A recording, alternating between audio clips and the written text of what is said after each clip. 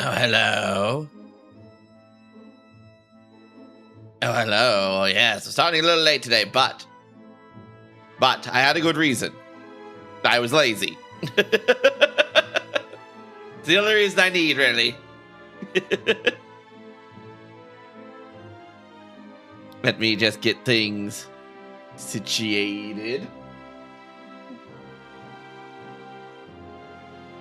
Move that over here, and...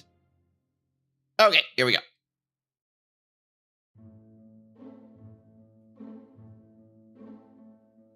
How dare! Oh, how dare. Also, I forgot to turn this off. There we go. How dare! I will remember this. You dare strike at a medically infirm man? I can't believe. We wouldn't strike a man with glasses, would you? Also, am I first? I don't know. Probably. Maybe. It depends on if someone's just sitting around not talking. If they didn't set up a schedule this week, it's been a little bit of a hectic week. So probably everyone doesn't really... So we probably just sprung this stream out on people. A surprise! Yes, it's been a week. It's been a week. I had my little medical procedure. The Amazing Digital Circus last episode literally came out an hour ago. But fortunately... Oh, why didn't I punt?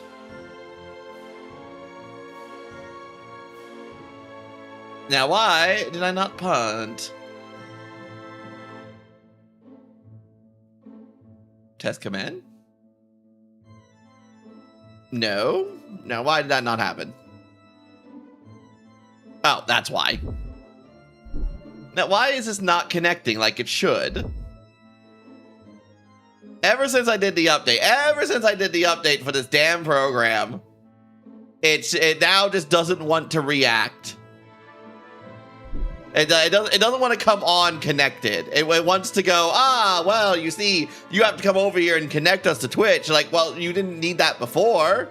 Goddamn tits program. My fucking tits are breaking. My tits. Oh, my tits. It's breaking. Pain Pecco. Pain Pecco. But yes. So I thought we'd have fun with this little stream today. I'm gonna change over songs. I thought we had a little fun with the stream today, talking over my little medical procedures and grossing some people out. It'll be fun. I hope you're not so squeamish. No, but I was 100 on something that didn't work. Oh, what a shame. If only it wasn't so cheap. God, isn't that awful? But Wednesday I went to the doctor to get scoped. And by scoped, that means it's a colonoscopy. They shoved a tube up my butt. I tell you though, it wasn't anywhere near as bad as everyone made it out to be. I've had people telling me for like weeks that the prep's the worst part of it. Oh my god, it's so and I went through the whole thing and just like, that wasn't so bad. Can I have 100 back? No.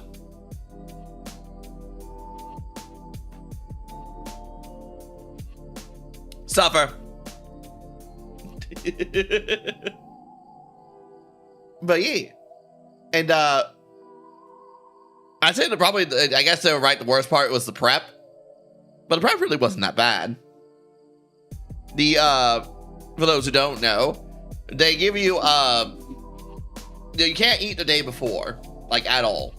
The most you can have is chicken broth, and anything that's considered a clear liquid you can have. So Jello, nope, turn it down a little bit. There we go. Fuck you too. Fuck you too. It's basically cost no points whatsoever, so don't even. I know how quickly 100 points regenerates on this channel. But yeah, the worst part about was the prep. But and it was mainly just not eating anything. It was mainly just not eating anything. Chicken broth doesn't fill you up as much as regular food does.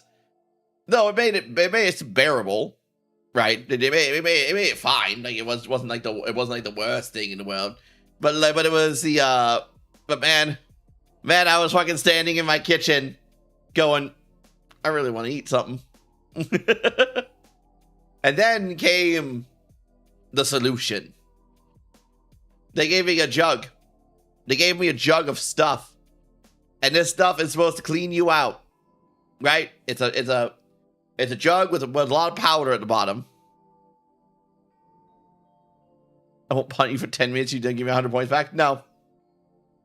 No begging. No begging, Franklin. It's beneath you. But, yes. They gave me a solution of powder. And this powder, boy, it makes you go.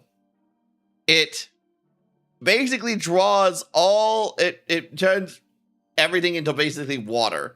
It's water going down the throat and it's water coming out.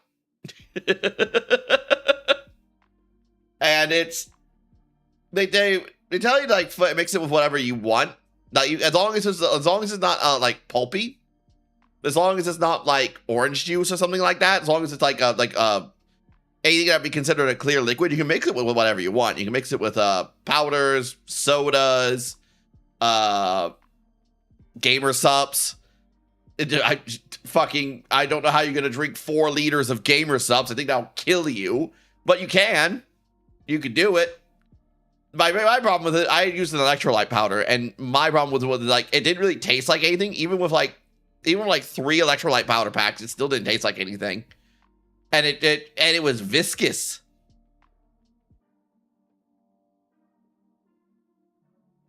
It was supposed to be a deal. No, it's not a deal. No deal. Go fuck yourself. Enough with your points. But it was like a viscous substance too. It was like a fucking. It was the thickest fucking water in existence. You fill this thing up by pouring water in it. You fill it up to the top line. It's 4 liters.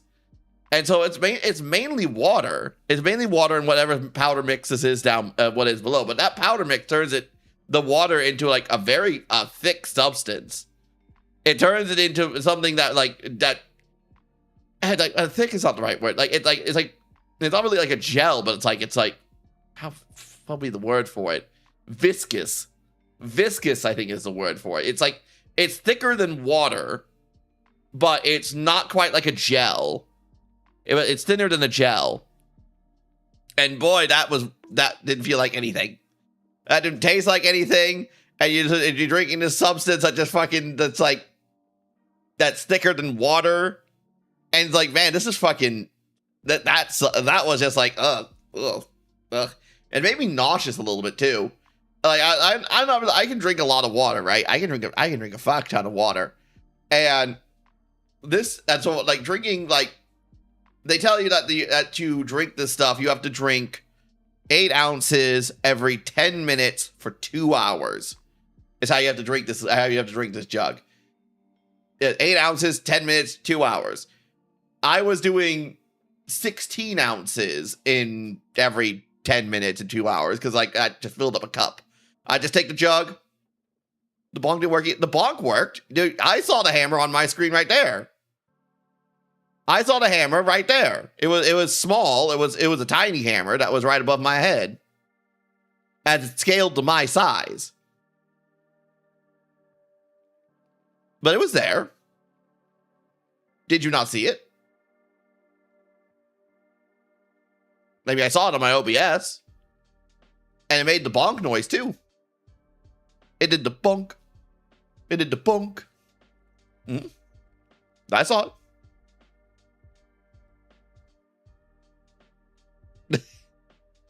Oh, I'm sorry, Franklin. Your eyesight's not my problem. I can't help you if you can't see things. That's a you problem. I didn't see anything. Well, I'm pretty sure. I mean, it worked. You didn't hear it either. Do you have the things turned up enough? The volumes are all set exactly the way they're supposed to be. They all have the right sounds going. You're probably happy to that. That's probably true. That's probably right. that would probably be fairly accurate.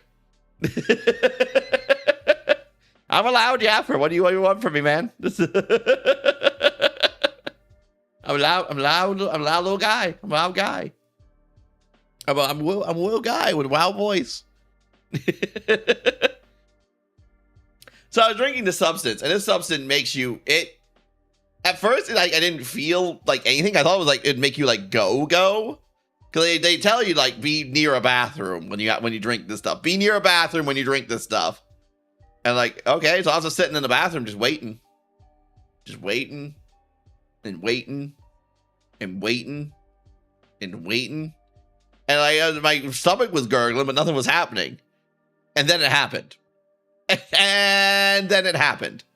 And boy, you fucking go. Oh boy, you start going.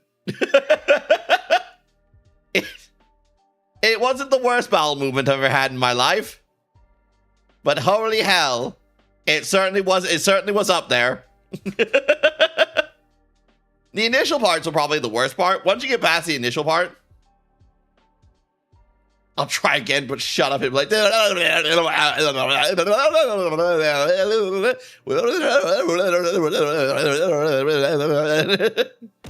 ah. How dare. I saw that pumpkin. The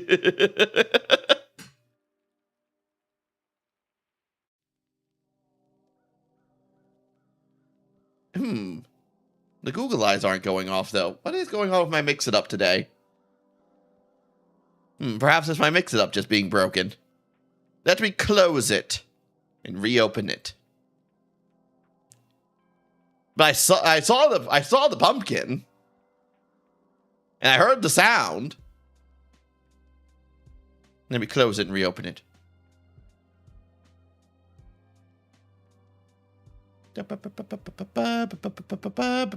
Also, hello, Stone.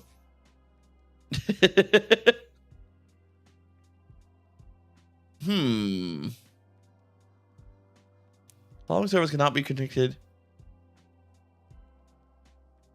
Go to services.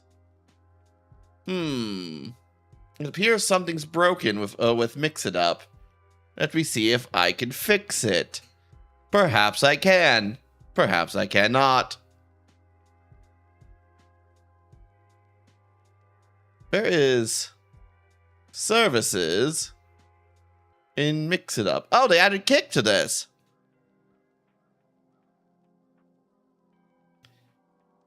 I fucking told you, douchebag. It was showing up on my OBS. The thing was triggering. So don't even.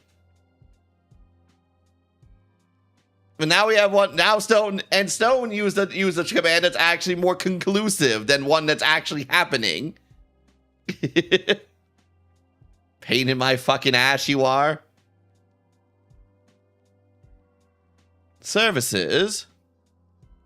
Where is that? VTube Studio.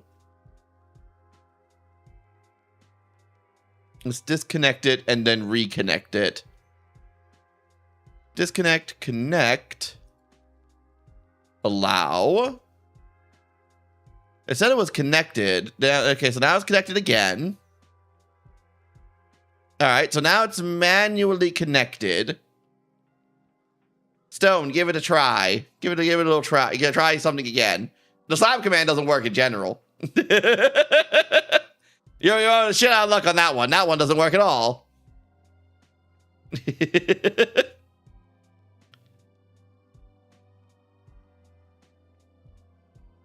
Is Stone still here? Stone, are you still lurking somewhere? Oh well, I guess we'll find out in due course whether or not things are working properly now. It said it was connected to a VTube Studio. Though when I opened it, it said it wasn't connected, and then when I go and check the services, to see where the VTube studio is and manually connect it, it said it was connected. So I don't know. I don't know why it told me. Oh god. Ah!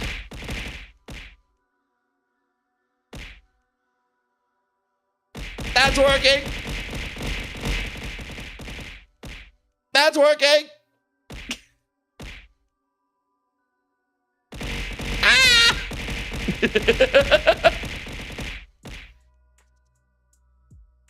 Ah!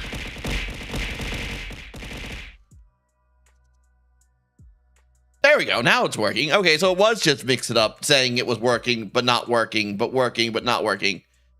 I did space, but nothing happened. I literally watched it myself fly off the screen. What do you mean? Are you fucking with me? Stone, is he fucking with me?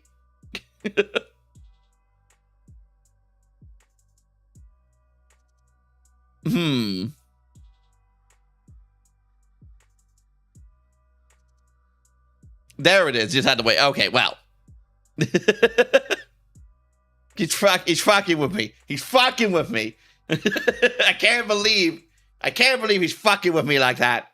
I try to fix things properly.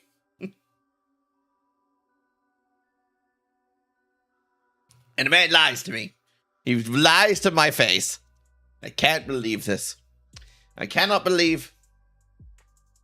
But anyway, back to my story about me spewing from my asshole. But that was, so I had to drink that like at 6 p.m. On a Tuesday night, and I had to drink half of it in 2 hours, and it makes you go. It makes you go. It makes you really go. And then after that, I had to wake up the next morning, and once you stop drinking it, though, it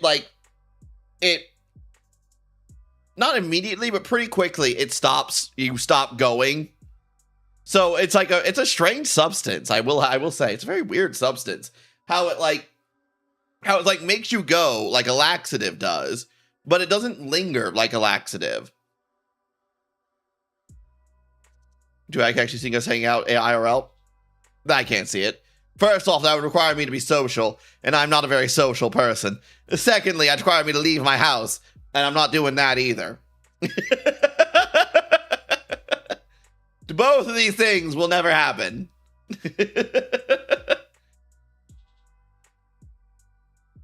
You talking about tuba reaction? I'm talking about the colonoscopy. I got scoped. But yes. And now we're talking about things coming out of my ass, frankly, not things going up my ass. That's later. That's later. That's not till Wednesday afternoon. But yeah, it doesn't linger. It doesn't have a lasting effect. Like once you stop drinking the stuff, you stop. It's very bizarre. It goes right through you. And so I had to drink that Tuesday night, and then I had to drink it Wednesday morning. I had to wake up 4 hours before my procedure, and then I had to drink it at the same rate for 2 hours and be done 2 hours before my procedure. Yeah, you stay inside all day, so you're welcome. I have to go to work and be social with people. I have to go to work and reluctantly be social. Which, let me tell you, holy fuck, I hate it. Holy fuck. I just want to do my job and go home. I just want to work and then go home. But no, since I've been there for 10 years now I have to be social. I have to talk to people. I have to interact with people. I could become more important to the company. Bitch, I just want to do my job and go home. You paying me? Good. I'm not here to cat wrangle and deal with everyone else's fucking nonsense. I just do my little corner of work. And if you come to my corner, it better be for a good fucking reason. You come to my corner, it better be for a good reason. Right? I don't want to I want to go out of my way to talk to people. I want to interact with people that I don't want to interact with. Especially, You have a cousin who works from home. I can't work from home. I have the option to work from home, like almost pretty much whenever I want, but I can't work from home. I get way too easily distracted, especially since I have to put my laptop in my office, my work laptop in my office with my computers, and then I just go, all right, time to do some work, and I rotate my chair 90 degrees and pull up YouTube. I start going, that's enough work. Let's pull up a Yu-Gi-Oh and try to figure out this fucking this Gate Guardian deck. Like it's bad. It's bad. I can't do it. I have to be in the office when my distractions are left at home. Fortunately, the office isn't too bad. I just wish they'd stop bugging me about interacting with people, trying to become more of a social person, or trying to be like, or trying to like be bigger on jobs and be a leading person. Like, I don't want to be bothered with any of that shit. The children's card game. It all is my bane of my existence. The bane of my existence, a children's card game. But like, I don't want to do any of that fucking shit, man. Unfortunately, it's getting into that position where I think I'm going to be pushed into that position of being a leading figure and becoming someone important merely by the virtue of the fact that I've outlasted everyone else around me. Suijin, Kazujin, and Sangha of the Thunder. Fuck yeah. Fuck yeah. I've been messing around with the idea of a mill deck for it. Kind of something that Jesse Cotton did, except we're not using fucking tier limits because I don't like tier limits. I don't like the way they play. They fucking confuse me in my smooth brain. But so instead, I made a strange Horus. What was it? It's Gate Guardian with the it's a stupid pile deck, right? And it has pitching cards like the Horus engine and a little bit of a Shining Spark package just so I could pitch cards. Though I think I'm gonna change out the Shining Spark package for the Millennium package. I've been going back and forth on that. I don't know which one to choose. And then running the Lightsworn engine, which is just 2 Raidens and 3 Charger Light Brigades, right? And also running Chaos Allure Goddess, or whatever the hell her name is. And so what we're running here is basically a pitching mill deck where I'm going to take the Gate Guardian cards, pitch them into the grave as quickly as possible. So you Suijin, Sangin, and Kazujin, but also the cards that add Gate Guardian pieces to my hands, like the Thunder Wind double attack, the Dark Fusion, or whatever the hell that card's called, the Ryokujin, the Jirai Gumo trap card. Pitch those into the grave as quickly as possible, along with things like Rainbow Bridge to add the field spell to my hand. And we're also running cards like Zombie Vampire and Pilgrim Reaper to mill as many cards as possible. Because Pilgrim Reaper, I can mill 5 cards, and Zombie Vampire can mill 4 and special one of them to the field. I'm also running not Dante, the Link 3 Lightsworn monster that allows you to pitch a card from deck to grave, and then when your card goes from your deck to the grave, you can mill 3 cards on top of that. So basically, it's like a Gate Guardian turbo deck. That's what basically it is. It's a Gate Guardian turbo deck that can spit out a lot of Gate Guardian. It can spit out Gate Guardian combines like no one's fucking business. I think I could run 3 of them. I run 2 right now, and I can summon 2 of them reliably.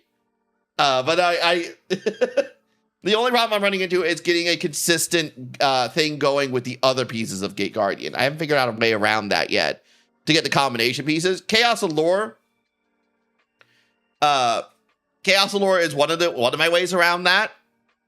Along with the Millennium cards, or not one of my ways around that, because Chaos Allure Princess has an interesting ability It's an ability that no one talks about, and I find very odd, and like it's pretty good. Everyone's always on about this fucking Prisma shit, but Chaos Lore is way better in my opinion. She has the ability that when you summon her to the field, she can special summon to the field by banishing a light or a dark from your hand. But actually, it's not even banishing a light or dark from your hand. It's sending a light or dark monster from your hand to the graveyard. So it's even better. She can special summon herself from your hand. When she's special summon, you can target one monster in your graveyard and equip it to Chaos Lore Princess. And when it's equipped to that, when that card's equipped, Chaos Lore Princess becomes the name of that monster until the end of the turn.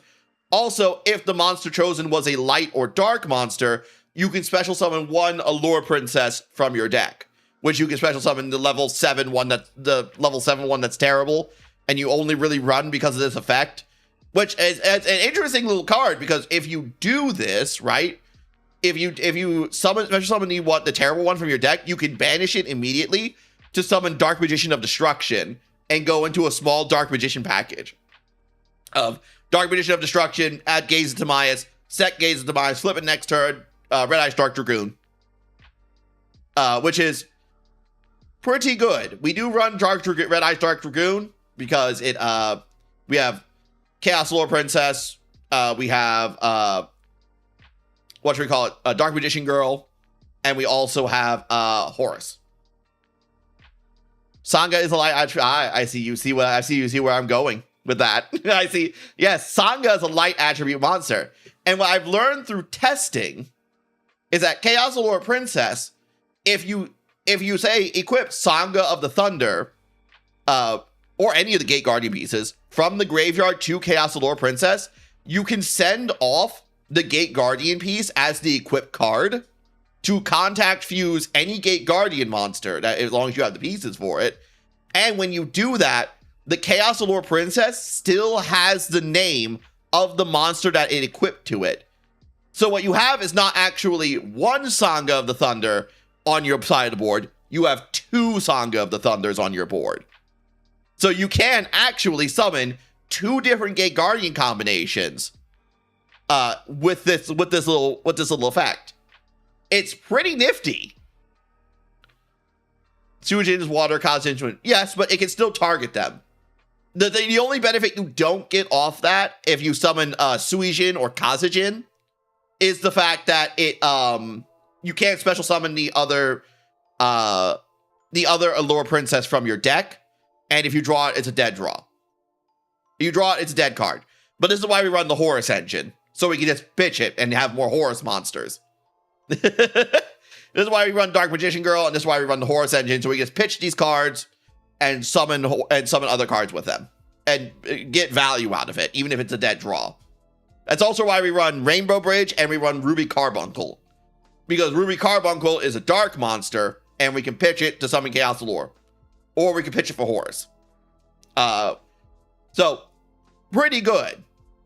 It's a very interesting little deck that I've come up with here.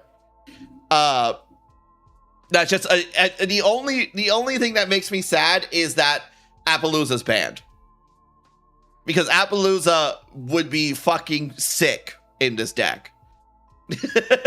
Appaloosa would be fucking sick. I could take that Light Swarm monster when I link 3 for it and turn it into an 1800 attack point Appaloosa with 2 negates, so that I would have an end board of 2 Gate Guardian combines, 1 Appaloosa with 2 monster negates, a IP sitting on board that could go into something else, and a Red Eyes Dark Dragoon, which is a pretty good board. It's not the best board in the world. It still like falls apart to Dark Ruler no more, but it's still pretty solid board. Still relatively solid. Combines Isiju, Merrick's, and Odeon's deck. What even is, like, Odeon has a whole deck thing around it. I know Shizu has cards around that. Ruby Carbuncle's light. I thought it was a dark. Either way, light, dark. It needs to be a light or dark monster. I'm pretty sure Ruby Carbuncle's a dark. Also, I was talking about Ruby Carbuncle fucking ages ago. Way to bring that one up all of a sudden. Let me see. Ruby Carbuncle. That's not what I said. Not Ruby Carbon. Bungle. Oh, no, you're right. Is this... Which one did I add? Ruby Carbuncle. Dark monster? Is there a dark version of it? No, there's the advanced crystal bees, which is not dark. Huh. Yeah, either way, it doesn't really matter. What matters is it's a card that can interact with Chaos Lore and also Horus, and also it's a card that always has value because it has the correct attributes and it has the correct and it's a pitchable card. Look it up, you. I'm fucking looking it right now, jackass. But either way, it needs to be a light or dark monster. It's fine if it's not. It's fine if it's not dark. It doesn't need to be. One thing I was wondering about running was the bestial engine, but I don't think it's worth it. I don't think it's worth it at all. And plus, we're already pretty much filled up as is. It's a 60 card deck. It's a 60 card deck that runs that grass looks greener on the other side. So yeah, that's we're running grass. We're running grass. We're running. It's the only thing I'm still iffy about is the Shining Sark engine. That's the one engine I don't know if that really offers me really any value at all. It offers me bodies. It offers me bodies, right? Like, it gives me level 6 monsters, which would allow me to go in the Pilgrim Reaper pretty easy. That with Golem. Probably a better engine to run with it would be, like, Fiendsmith, but the extra deck's already pretty tight. It's pretty filled up as is. I probably have to drop the entire Dark Magician side of it. With the Dark Magician of Destruction in order to run Fiendsmiths. And I don't know if Fiendsmiths are worth it as well.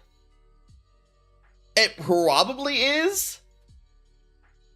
Just because Fiendsmith, Engraver, and Lacrima are just really good cards. And the cards you can, and the fusion cards you can make with it are good. And you can also go into what the fuck is her name? Yeah, I forget her name. The Link monster that people end on that needs to be made from like fiend monsters. Yauba? No, it's not Yauba. What the fuck was her name? The point is, there's an ultra rare Link monster that's like a 4 Link spot that needs to be made like by like fiend monsters. I'm pretty sure that would be pretty good. That would be a pretty good end piece to end on.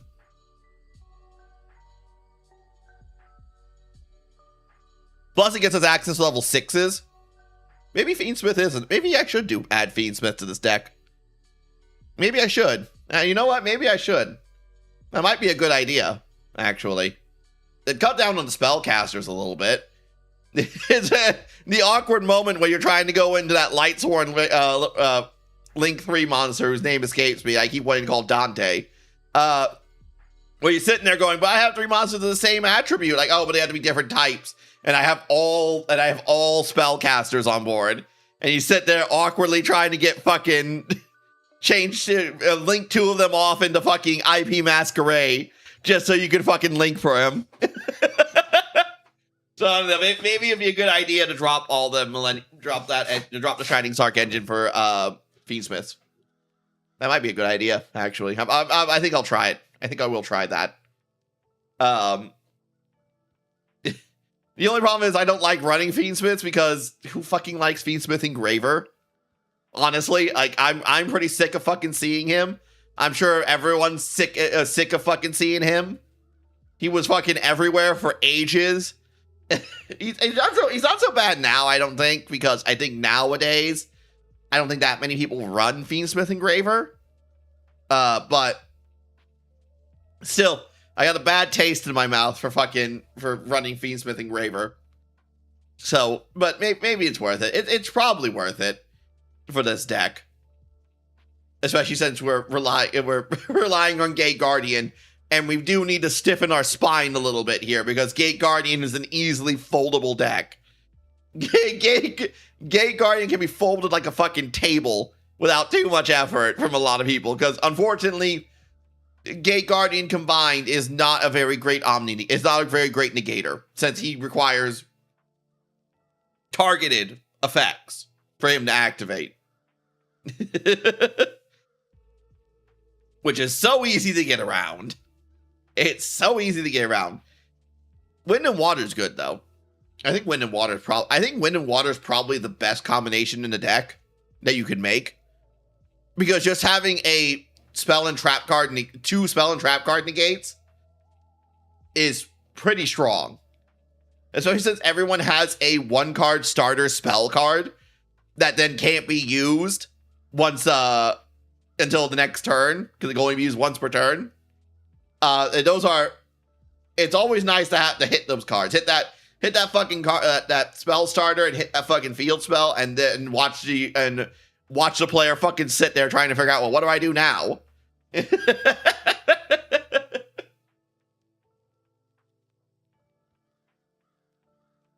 So, yeah, I just wish Gate Guardian combined was better. But I guess if they made it too good, it'd be fucking obnoxious. Seeing how easy it is to summon.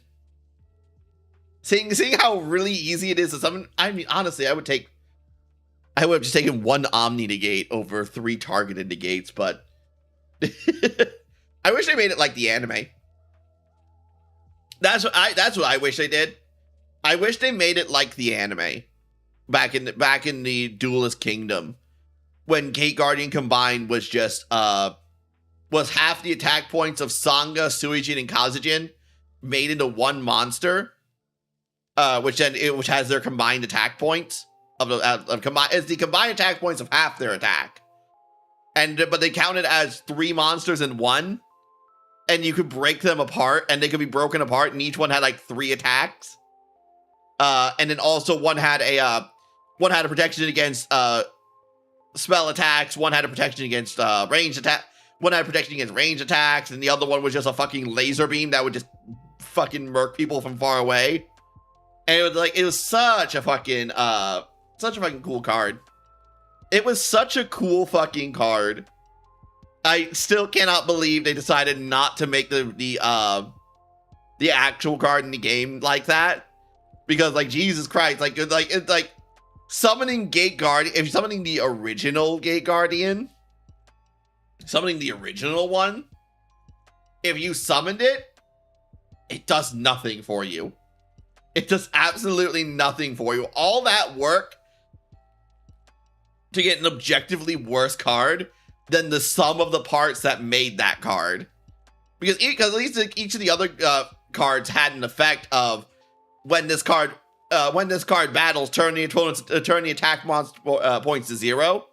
It was different. It was different back in the day. It used to be back in the day that when this card battles, it would turn the opponent's attack points to 0.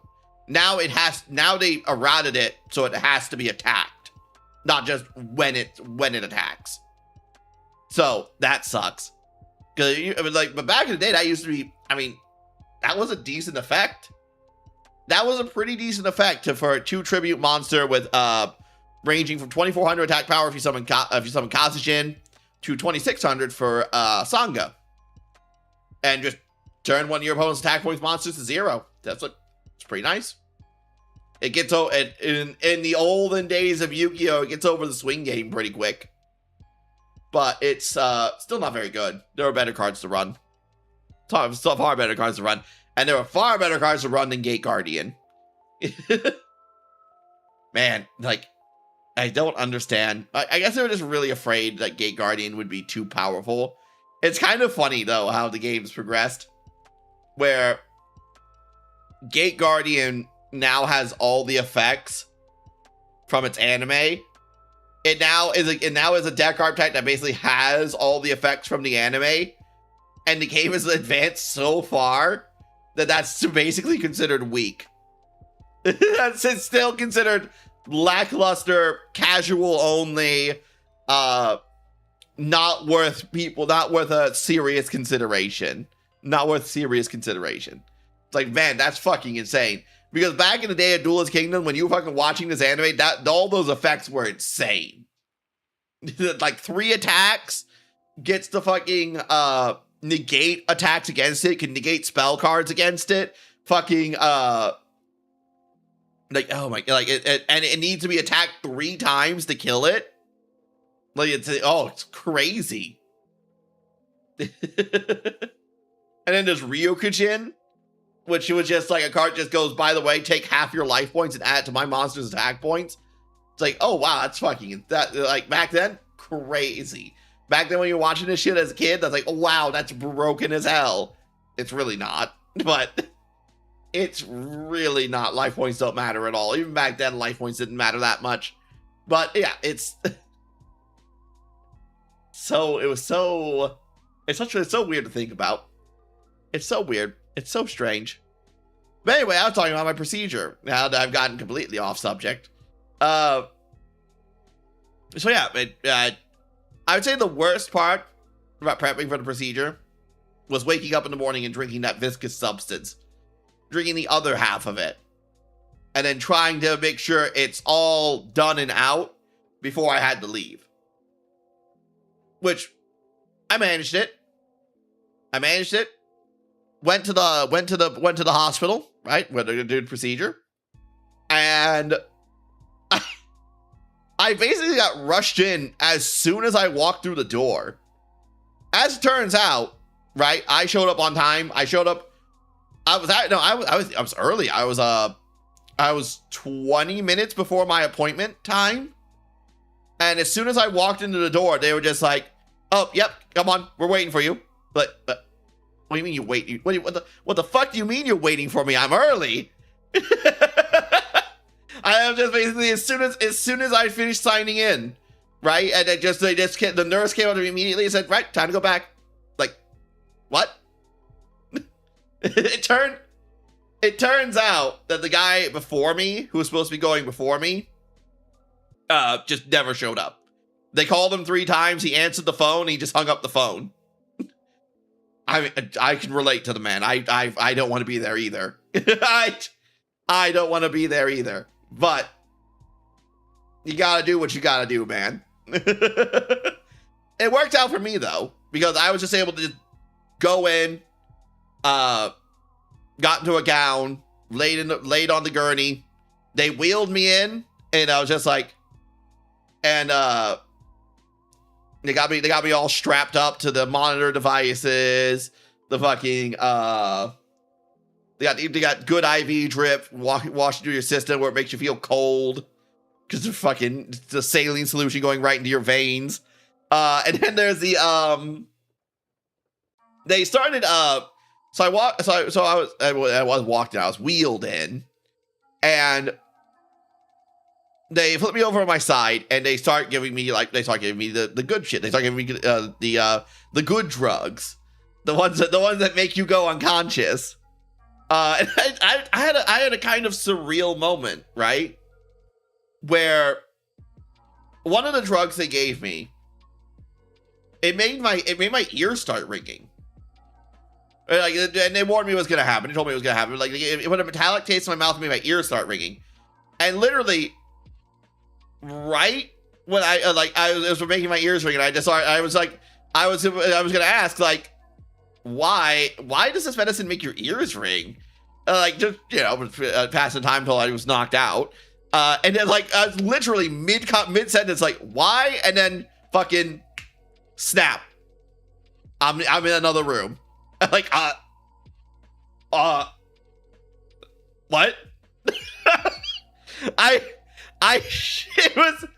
It was kind of like that. Like, I suddenly had the sensation that I was in a dream.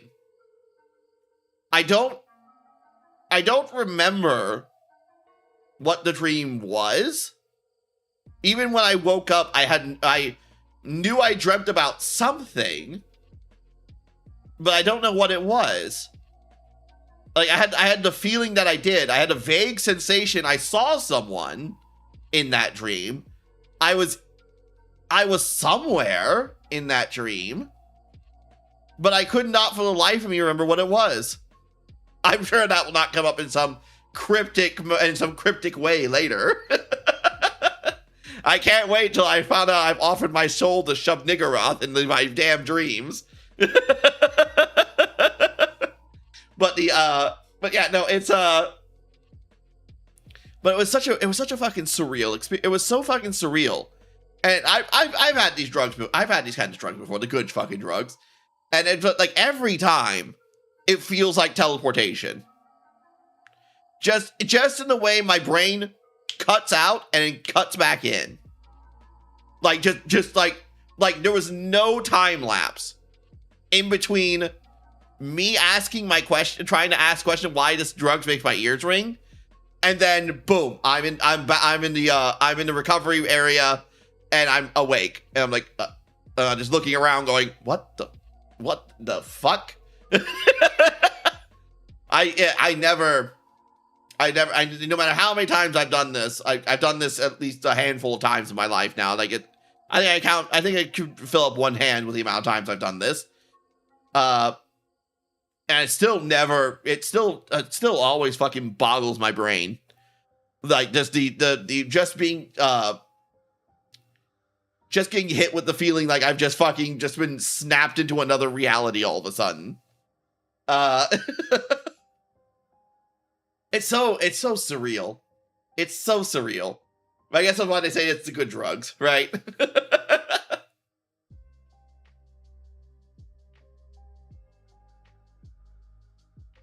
But they went through the procedure while I was unconscious, so I don't remember anything about what happened.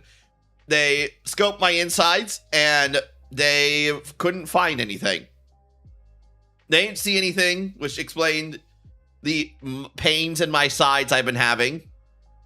They biopsied the sides of my intestinal wall, where I said the pain generally was, just to see if they could find something. I'll find out in a week whether or not it's anything, but they didn't find, there were no hemorrhoids, there were no polyps, there was no signs of any damage. It all looked completely healthy and fine. And okay. I mean, I guess that's a good thing, right? I mean, I guess it's a good thing if they only really biopsied my side just because that's where I said the pain was, and they're just trying to see if they can find something, but like they don't see anything alarming. Nothing came up in the scope that seemed to be an issue. And according to them, I did my prep properly, so it wasn't as if the little camera on the tube wasn't working right? So yeah, I guess all things considered, that's a good thing. Right? Went through a little medical procedure. Everything came out fine. And I got to go home and just sleep it off for a while. I couldn't stream. I was thinking about streaming Wednesday, but like, man, I was fucking out of it. I was just like, I wasn't like loopy or anything, but like, I was just like, my head felt light. I was just fucking late. I was just fucking like, nope, Ted, let me try getting up for a bit. Nope, I'm going back down.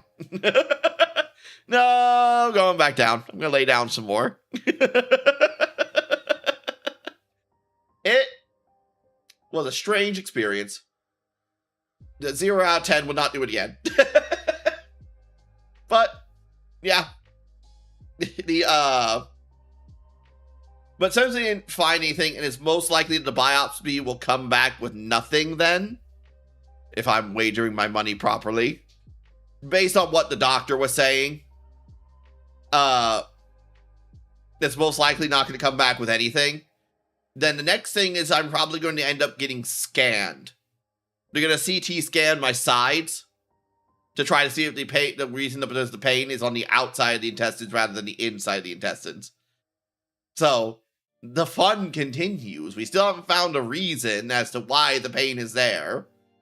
The pain that comes and goes for some reason. That's been here for months. Even though it's better than it was, like a month ago, it was kind of bad. But now towards the end of this month, it's been all right. It only shows up occasionally, but it doesn't really hurt that bad. Just kind of like oh, that's there. It's like it's like a cramping pain, sort of pain, where it's like not cramping. Cramping not like kind of like a throb. I guess cramping kind of way, like a throbbing, cramping pain in my sides, and I don't know. And it's been there for a while. And I was like, okay, well, I'm gonna go see a doctor about this. I described the symptoms and my various symptoms I had with that, which is why we had to do the scope in the first place. And yeah, so now so if nothing comes back, then we're gonna CAT scan it. And if that doesn't come back with anything, then it's probably just IBS. It's probably just some IBS, and they'll give you some medication for it. But at least after I've done the CAT scan, I've done everything I'm supposed to do to make sure that this isn't something. Which, fortunately, they're not charging me for this. The nice part is because I got scoped last year, and I was having the same issues last year, and now I'm having them again this year. The whole scoping up the other way they're not charging me anything for it. So that's pretty nice. And hopefully the CT scan will also not be charging me anything. So that'll be pretty nice too. But if that's the case. So hopefully that's the case. I hope so. And I hope we get this all nice and resolved. No issues, and just kind of just like, okay, it's just some IBS that's fucking with my stomach and my sides a little bit, and it's nothing to worry about. It's nothing to worry about. I'd accept that. I could take that. Yeah. That's basically the entirety of that story. There really wasn't much else to say, except I got taken to I got to eat whatever I want, and I went to go get some Cane's chicken strips, and my mom drove me there, and she looked at me disapprovingly while I ate my chicken strips. She went, "That's so unhealthy for you." I'm like, yeah, it is. Yeah, it is. And now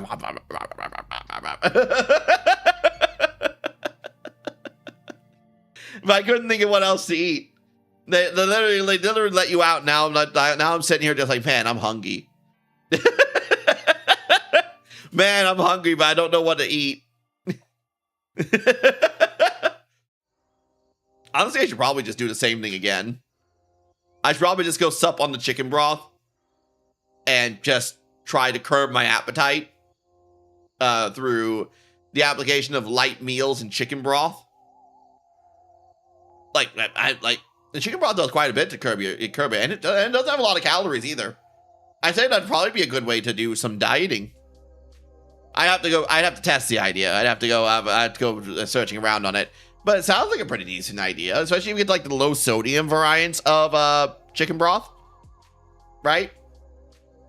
Like, I'm not looking to do any like fasting or anything like that. But you know, just drink like, oh man, I'm feeling peckish. Drink chicken broth. Consume chicken broth. Eat the chicken. Drink the chicken. But yeah. That's all I'll say really on that. So I guess we'll move on to the next thing I was going to talk about today, which is the fact that the Amazing Digital Circus' 9th episode has been released on YouTube today. So for those who are interested in the Amazing Digital Circus, it's, you know, it's there. It's over there. Ready to be watched. Ready to be watched, engaged, consumed. Now that it's finally out, I can talk about it. Because now it's on YouTube. You have no fucking excuse I had not seen it. So now we get into a bit of the spoiler section. I've had some time to think about this. The Amazing Digital Circus as a whole. This is probably going to be a little bit of a short segment because I don't think my opinions really changed that much. Overall, I'd say the show's still pretty good. It still has problems, but overall, pretty good. I'll be like, oh, okay, I'll be pretty accepting of that. Overall, the only thing, one of the biggest things I have a problem with, right, about the show is that a lot of the characters feel really kind of underbaked. For instance, Pomni herself. Pomni herself, really, we don't know anything about her at the end. We learn more about the characters in the 9th episode, but it's through a exposited, through a bit of handy exposition for your consideration. Cain returns from the dead, mainly because he didn't die. He just got sent out to the void somewhere for some reason. I don't know why that happened, and it doesn't really make a lot of sense. Since if he got deleted, I would think he'd just be gone. But no, apparently he can just, you know, he can apparently just come back. Or he just never got deleted in the first place, just something else happened. One or the other. It's not very clear. But anyway, he comes back, and after hanging out in the void for a bit and grabbing a few files from out there, he comes back and he gives a little presentation. He basically, as he was sitting in the void, he realized what a naughty, naughty boy he's been being. And they gave a little presentation. As basically was confirmed at the beginning of episode 9, all the characters in the show are not real. All the characters we have met are all brain scans. They're all scans of people who are being copies. They're copies of people. They put the headset on you and they do a brain scan, and that'd be like your mind files. And they did all these scans, and some of them came in later. Like, for instance, Pomni. We know that Pomni put the headset on when she was looking through a derelict building. She found this VR headset that she put on, and it like did a brain scan of her, and that's why she's in the circus. So none of the characters are real, real, quote unquote. They're not the actual people. They're just copies of the people in the circus. Cain gives them a little presentation, which tells us about like who they are copies of and what's going on with them in the real world. Which I found the segment to be how to say it. I found the segment to be cool in isolation, but taken as a whole, it's kind of weak. Because it kind of hurts characters like Pomni, for instance. Pomni, a character who's in desperate fucking need for some character. I tried turning that up a little bit. I turned it up a little too loud. She's in desperate need for some character because we don't really know anything about Pomni. We don't know anything about who she really is as a person, as opposed to all the other characters who get a lot more attention. So just giving things about her character in an exposition dump at the end of the story is a little weak. It's pretty weak. It's pretty much, it really feels like we kind of running out of time here, so let's start getting things going. We gotta wrap some shit up here. Oh, hold on, my nose is all stuffy. I'll be right back.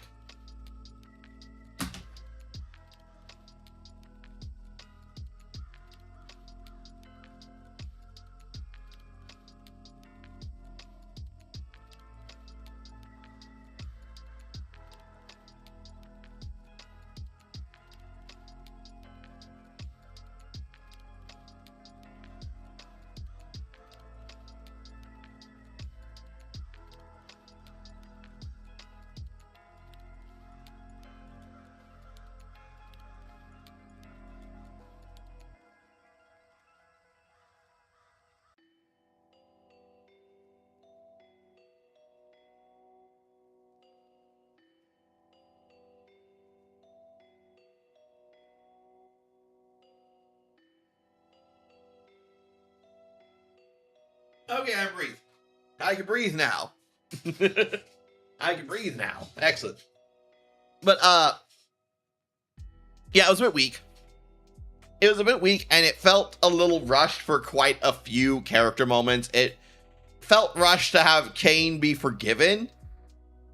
Because Cain came back, and they kind of forgave him for freaking the fuck out, and also making them in the first place.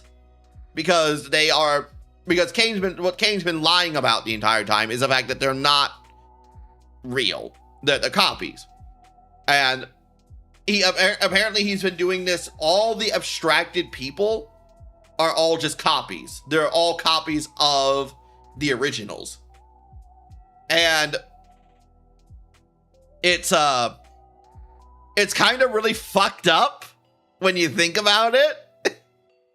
That Kane's been experimenting on all these people, on these memories of people, and basically broke a lot of them to the point that they are now abstracted into barely sentient monsters, shambled forms of humanity that basically don't resemble who they even were originally. I mean, I guess it's like, oh, they're computer files, so it's fine, but like, that's really fucked up when you think about it. That's really dark. But that's kind of swept under the rug because we're at the end of the series. We're at the end of the series, and we don't have time. We do not have time. Also, they tried to kill Kane. They tried to stop Kane. They accidentally almost killed him. They thought they killed him, and then he came back. So there is an argument to be made that, like, at this point, fuck it. Let bygones be bygones, I guess.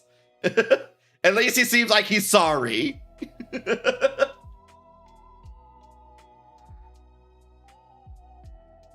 Rushed. Rushed is the word I would use for this ending.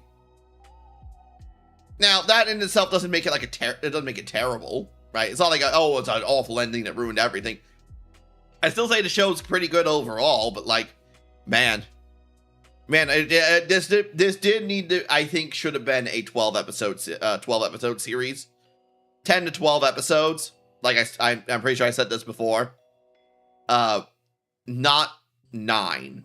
9's too short, especially since the 9th episode is all about Jax. Pomni, after Jax abstracts, he abstracts off screen. After like the whole series built up him extracting that this was gonna happen pretty much. It happened in this like a scene where they're figuring out how to like, they pseudo killed Kane, right? Kane's not in the story at this point. The circus is basically all black and white at this point because without Kane being here, there's no one to really keep it going. But the other characters are learning how to materialize things. They're learning how to do the conjuring thing that Kane could do. I mean, they're awful at it. They're figuring it out one little step at a time. Kinger is kind of showing them the ropes to figure it out. And Jack comes and approaches Pomni. He tries to reach out to her. She turns to him and she's like, yeah, what's up? And he just kind of goes, forget it, and leaves.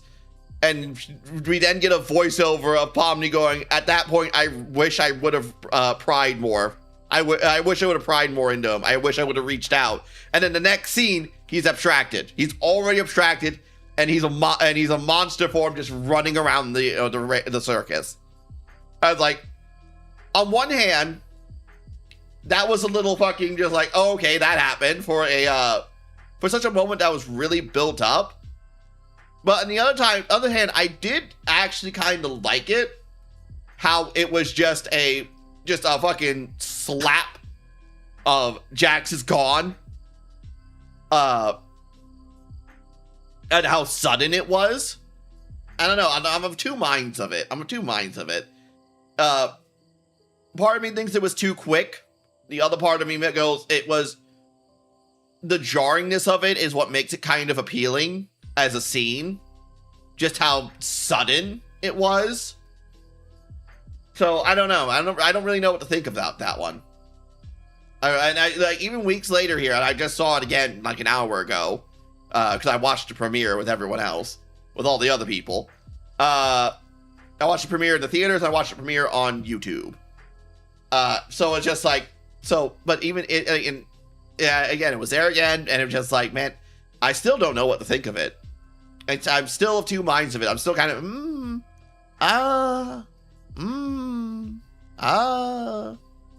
It's like I keep flip-flopping on it, and I don't really know what to make of it.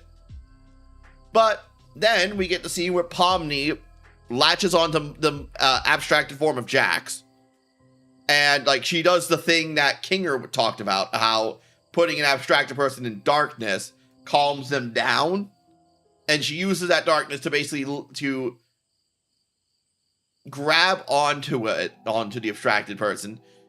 And apparently when you do this with someone who's abstracted, you can sort of enter their mind. Pomni enters into Jax's mind. This is the part where we get to, this whole episode's about Jax, because now we're in Jax's head. And we get interesting little segments of basically how,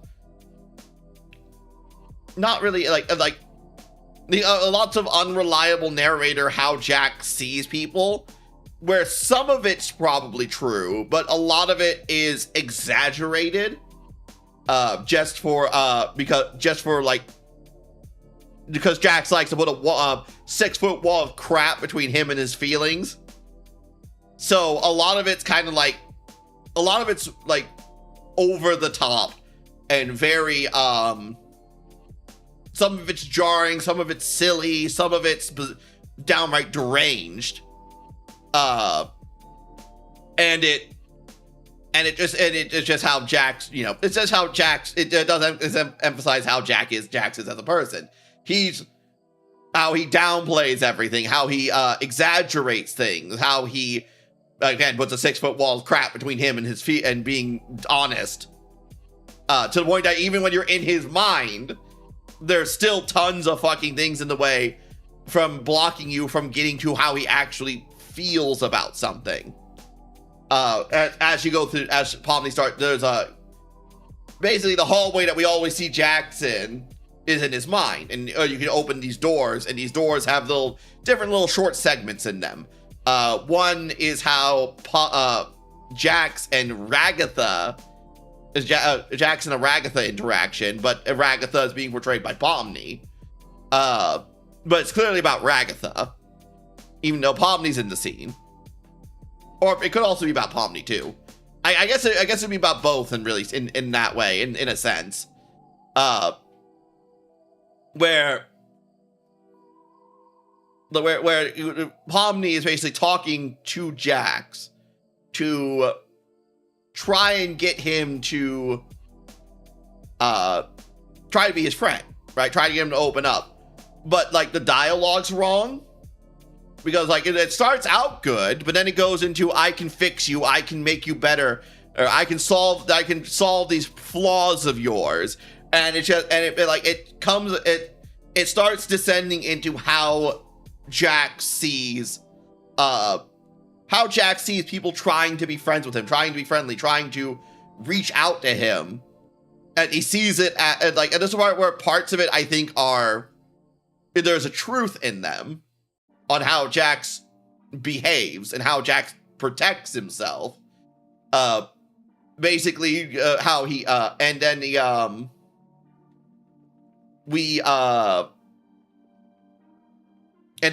attacks Pomni. Then he attacks Pomni and he starts strangling her. But then he lets her go, and it's just like, oh, see, I'm just what? It's not like you need oxygen, you can't breathe. Like it's a scene where it just like got really fucking real. It got real all of a sudden, real fucking quick, and then Pomni closes the door, and that's it for that scene. And just like that went from 0 to 100 really quick. Is what I'm talking about. With some things are just fucking deranged, where Jax not only goes from seeing people reaching out to him as criticisms against him, that he's flawed in some way, that they're trying to fix him, that they look down on him, and then going straight into a downright hostile, you could say fucking hostile, way that he responds to that. It's like I would say by the end of the story, even though I understand where Jax is coming from, like once you get through the 6-foot wall of crap that I'm gonna keep bringing up, even though I understand and I can empathize with Jax as a character, I don't really sympathize with Jax as a character. He really is a character who brought all this shit upon himself. And even with the backstory that was given, and we'll get it, and you get it in a little bit, I still can't. I just can't sympathize with him. He's just an ass. He's just too much of an ass, and he did too much of this stuff to himself to really warrant me thinking of him as like, I guess really just say for me to sympathize with him. I don't hate him.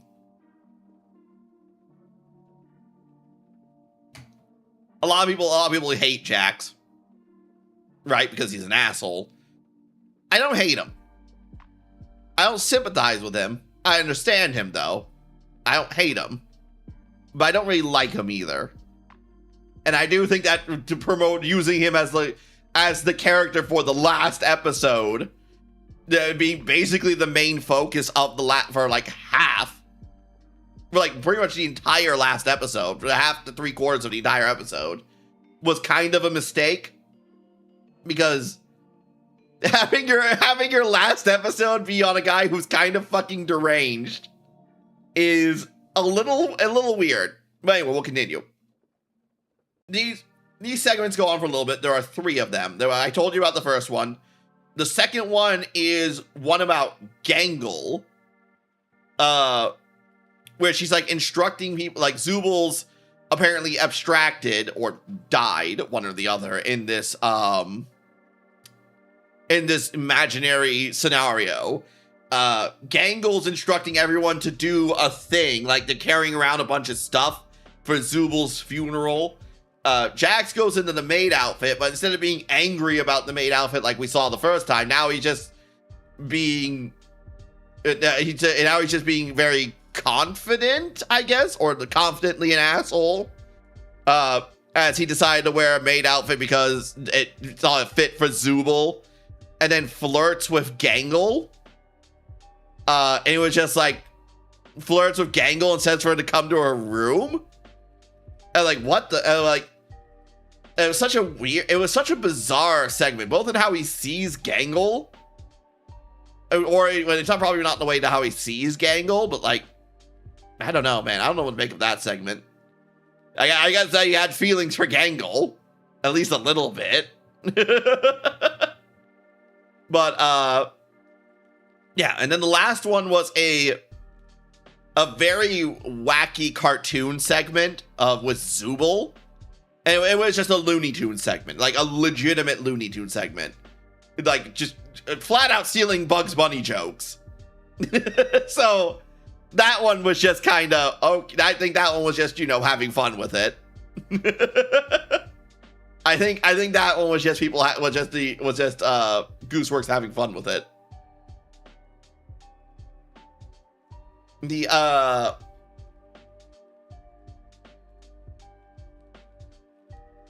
But yeah, once Pomni goes through the last door, she gets into another room that's basically just like a little break room. It has 4 Jaxes in there, each one from the different doors that she opened, plus another one playing piano, which looks like Nice Jax from the baseball episode. Well, from the episode where they were all doing the suggestion stuff and they played baseball. And they had all the evil characters, and it was Nice Jax was there. He seems to be here too, and he's playing piano. And this is where Pomni confronts him, like, is this how you see everything? And which is why we get to the unreliable narrator, where he's talking about how, it's all just exaggerated, and it's all just made to be fun and it's silly, and he starts getting meta, talking about how this episode has been nothing but sad. Everyone's been crying. It's just such a buzzkill. Which then, so it's a bit of an unreliable, basically confirming that all the stuff we just saw was a bit of an unreliable narrator. You're kind of just cutting through the crap to try to find what parts of it are actually real, how he actually sees things, and what parts aren't. It's just which I guess that's just all, that part's all that's up to interpretation. Pomni dispatches the 3 Jaxes by just throwing shit at them. They disappear. The nice Jax gives her a key, though, to open another door. And this door that she opens up reveals Jax's actual memories. The memory of everything from Jax starting at the circus and onward to the current time. Through these memories, we meet Ribbit and we meet Kaufmo. And this is where we get to learn actually about Ribbit, what happened to her. Turns out Jack's an asshole. Jax, Ribbit, and Kaufmo were actually really good friends for a time. When they helped Jax acclimate to the circus when he was brought in, and they got along really well. In fact, Jax and Ribbit got along very well, sharing several intimate moments together. But in one of those moments, we learn more about Jax's backstory. Ribbit and Jax have a heart-to-heart about where they came from before the circus in Ribbit's room. And Jax opens up about that. Ribbit opens up about her parents were Mormons, and she wanted to do her own thing. They didn't really want her to do her own thing. Let me tell you, this show and fucking daddy and mommy issues across the board. Everyone's got fucking parental issues, I think, except for Kinger and Pomni. So, you know, just always the thing you can't escape in modern writing. Fucking daddy issues. But anyway, so then we get to Jax's story.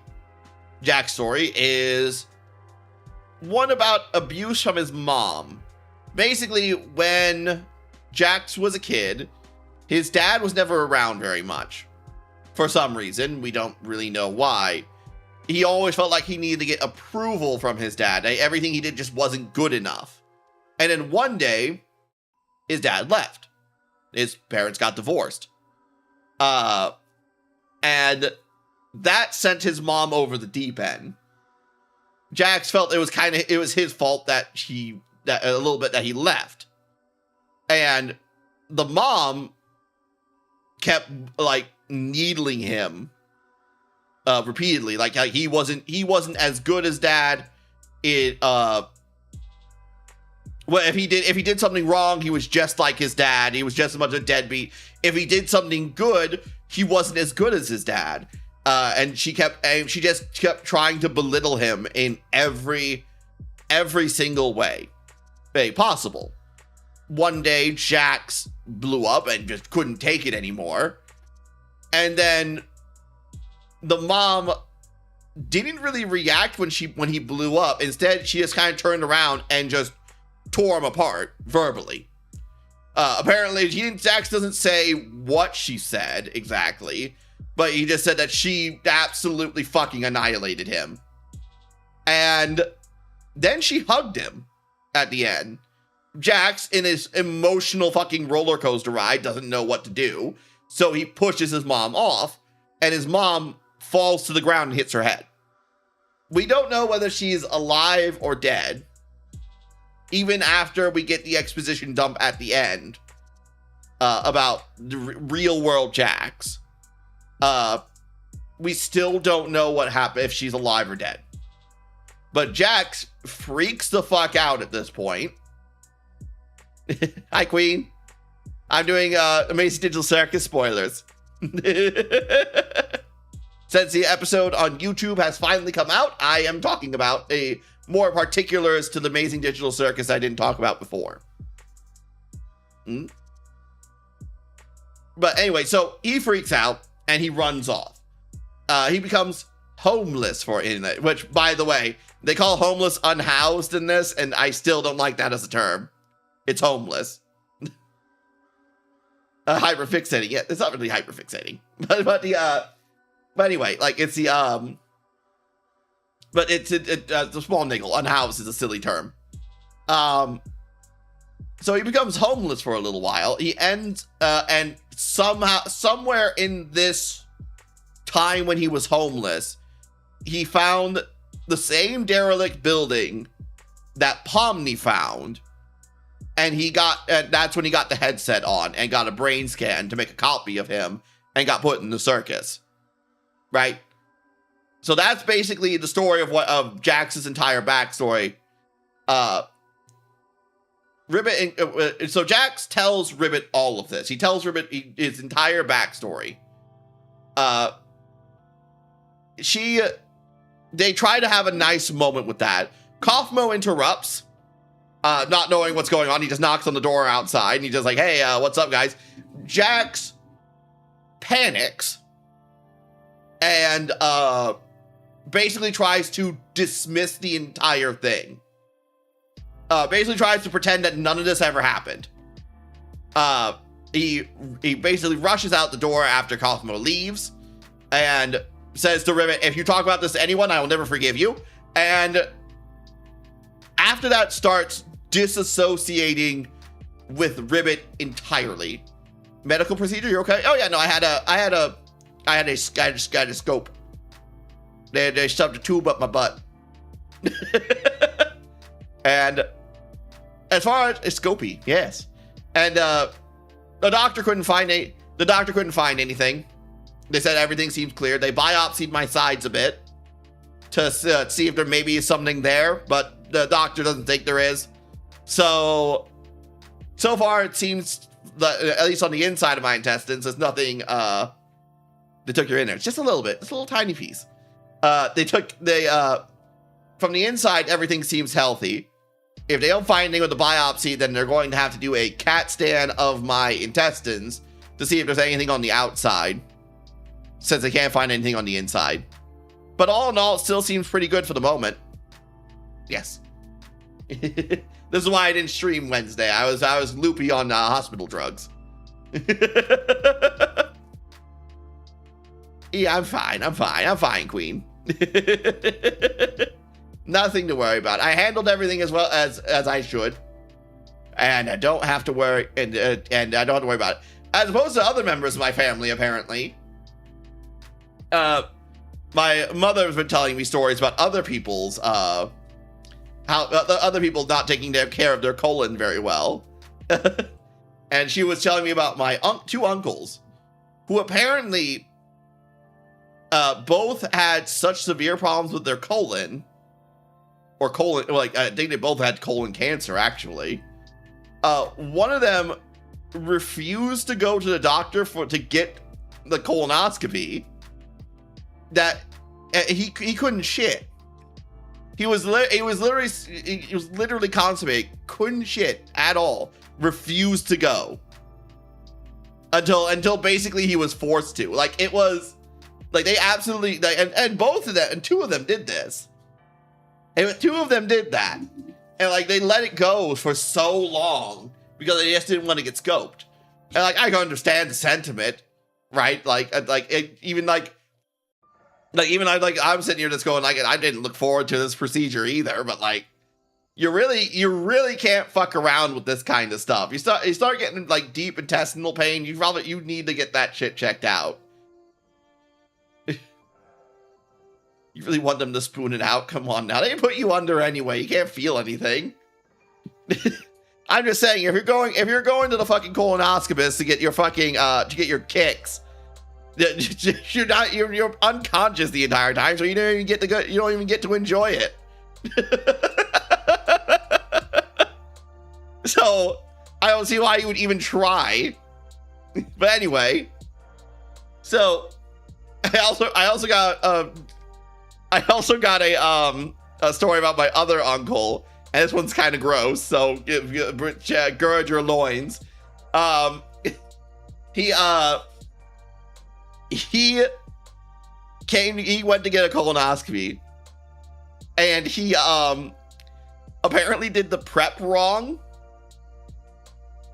and I don't know how he did it wrong. but he wasn't fully cleaned out when he did the when they did the procedure on him. So when they stuck it in, apparently he just projectile shat in the operating room.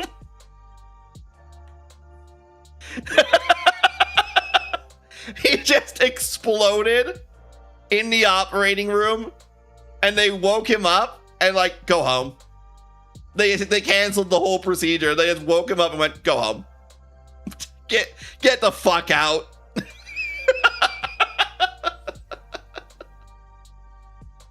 It's so fucking gross. It's so gross, but also really funny. I don't know how he fucked it up. I don't know how he fucked it up. It's literally the simplest thing in the world. You fill, they give you a jug. It has a powder in it. You fill the jug to the line that it tells you to fill it to in big, bold words. And you give it a shake, shake, shake, shake, shake, shake, shake, shake, shake, shake, shake, shake. And then you drink half of it in 2 hours. And you drink the other half in the morning in 2 hours as well. Right? Like, it's not hard. It's very clear on what you need to do. I don't know how he fucked it up. But anyway. Yeah, no, apparently my family and doing this test is apparently something that they're not very good at. So my mother was really proud of me when I asked her to give me a ride to the colonoscopy place, because they gave me the good drugs. You can't drive yourself. Someone else has to give you a ride. And it has to be someone trustworthy. You can't just get an Uber.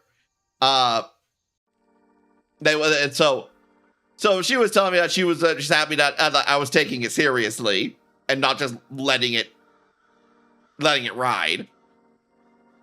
So that was nice. That was nice to know I'm not overreacting and doing the right thing.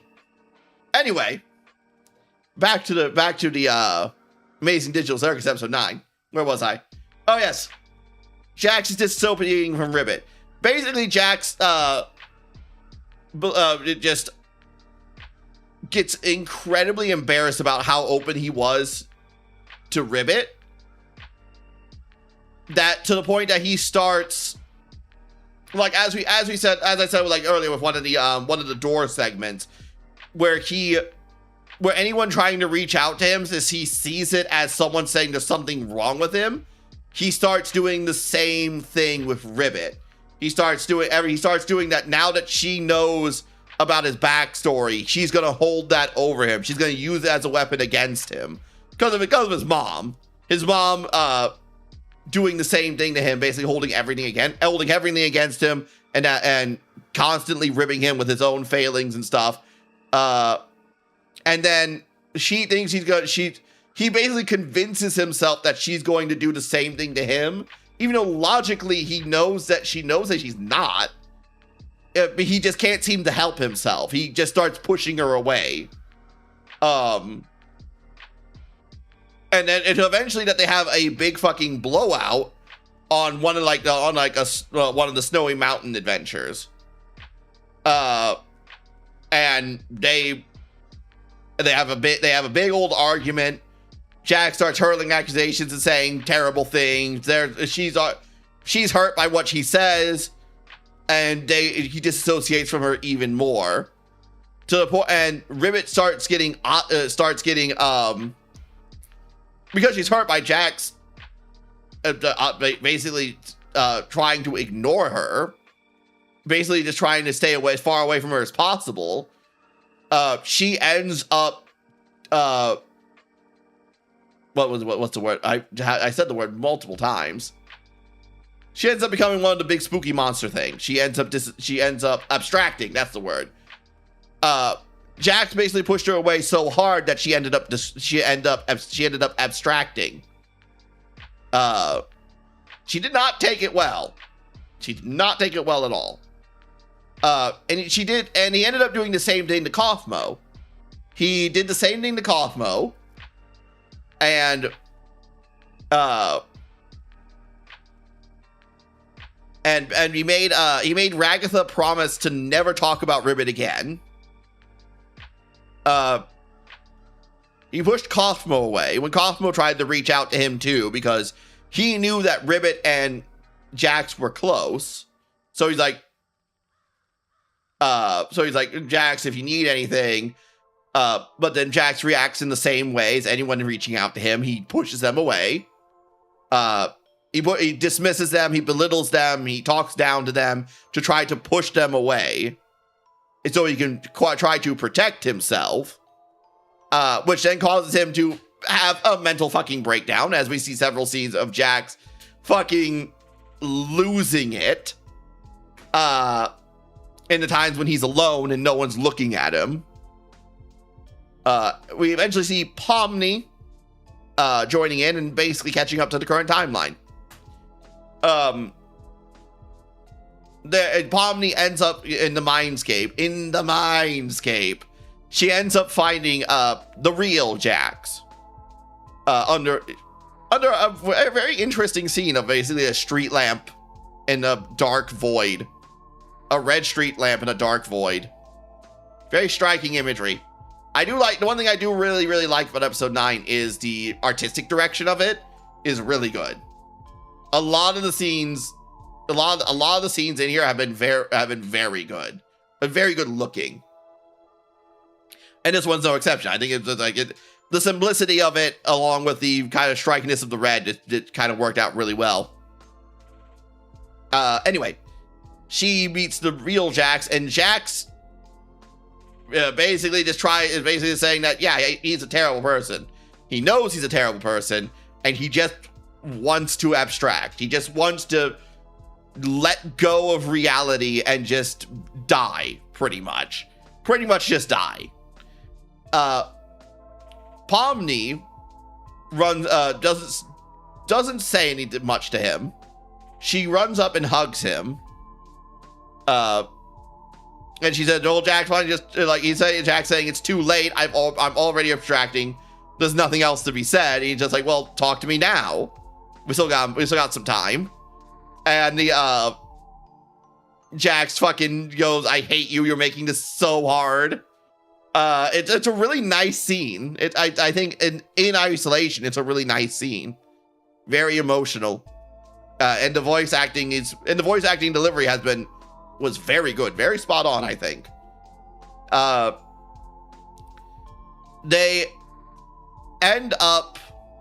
Pomni ends up getting ripped away from Jax by the rest of the cast of characters. Jax is still in the monster form, but they build a giant tent for it. We're gonna handle Jax. We're gonna take care of him, pretty much. And they build like a giant tent for him. They build a giant tent for him, and they bring him into that tent where it's just basically perpetual darkness, so that he'll basically be calm all the time, and they're gonna watch over him forever, pretty much. And at that point, that's when Kane has his adventure in the void, which is pretty just abstract computer stuff, as he tries to get the files for who the people are, for Pomni and the cast, who they actually are in the real world. And after that, Kane comes back to the circus. He apologizes to them. He shows them who they are, and that's pretty much where the show ends. After that, they decide, Kane lets them have access to the files of the circus, so they can create stuff in the circus just like Kane can. He opens up all the worlds so that they can do whatever they want, whenever they want, and they work together to just basically make the circus into a place for all of them to live. They do a bunch of stuff. They make like a little D&D table because Gangle likes running Dungeons and Dragons game. They make a little like aquarium for all the other abstracted people for them to stay in, where it's just basically perpetually dark, and they get to just and also they can swim because they look like squids. now for some reason. I'm not sure why that is, but anyway. Like it's Zubul gets a bar to make drinks at because Zubul wanted to be a bartender. And yeah, it's just a little montage of all the stuff they're doing after the last part, and it ends the way it began, with them around a dinner table eating, which is how the first episode ended. With the same song, but a different rendition of the Your New Home song. And that's pretty much where it ends. That's the end of the Amazing Diesel Circus. It's just the characters deciding that their actual selves are outside living their best lives that they can. So they're going to stay in the circus and be the characters that they are in the circus. Pomni's not going to be their real character is Abigail, and she's just Abby's living out there, living her best life. I'm just Pomni. And they cut out a little slice of happiness for themselves to just enjoy whatever the circus is, and whatever server the circus perpetually exists on in some place in the world. And they cut out a little piece of happiness for themselves to just enjoy themselves as much as they can for however long this lasts for, I guess. And that's pretty much where it ends. It's a nice ending, I think. It was kind of a sweet ending, you know, just making the best of a situation and making your own happiness sort of thing. It's still I would say overall, I enjoyed the show quite a lot. It's a very flawed story, though. There are things that just don't really, that should have been expanded upon more. And I don't mean Scratch. People make a big deal like that Scratch didn't get more character, despite the fact that he's the one who made Kane, pretty much. Like, he's apparently one of the big designers who helped pioneer a lot of this. But, like, the thing was that just, like, Scratch really isn't that important to the story. He's not really that important. I guess it could be more important in a way to describe, like, what the circus actually is. Like, is it just on a server somewhere existing? Maybe that's not so important, but probably would be nice to know. Yeah. Try seeing if this could just be shut down at any time. Because it seems like CNA, the company who makes this stuff, is either completely abandoned the building they made this AI in, or it's a completely defunct company. Because both Pomni and Jax described that they found the headset in a derelict building. Pomni basically was searching a derelict building for her YouTube channel.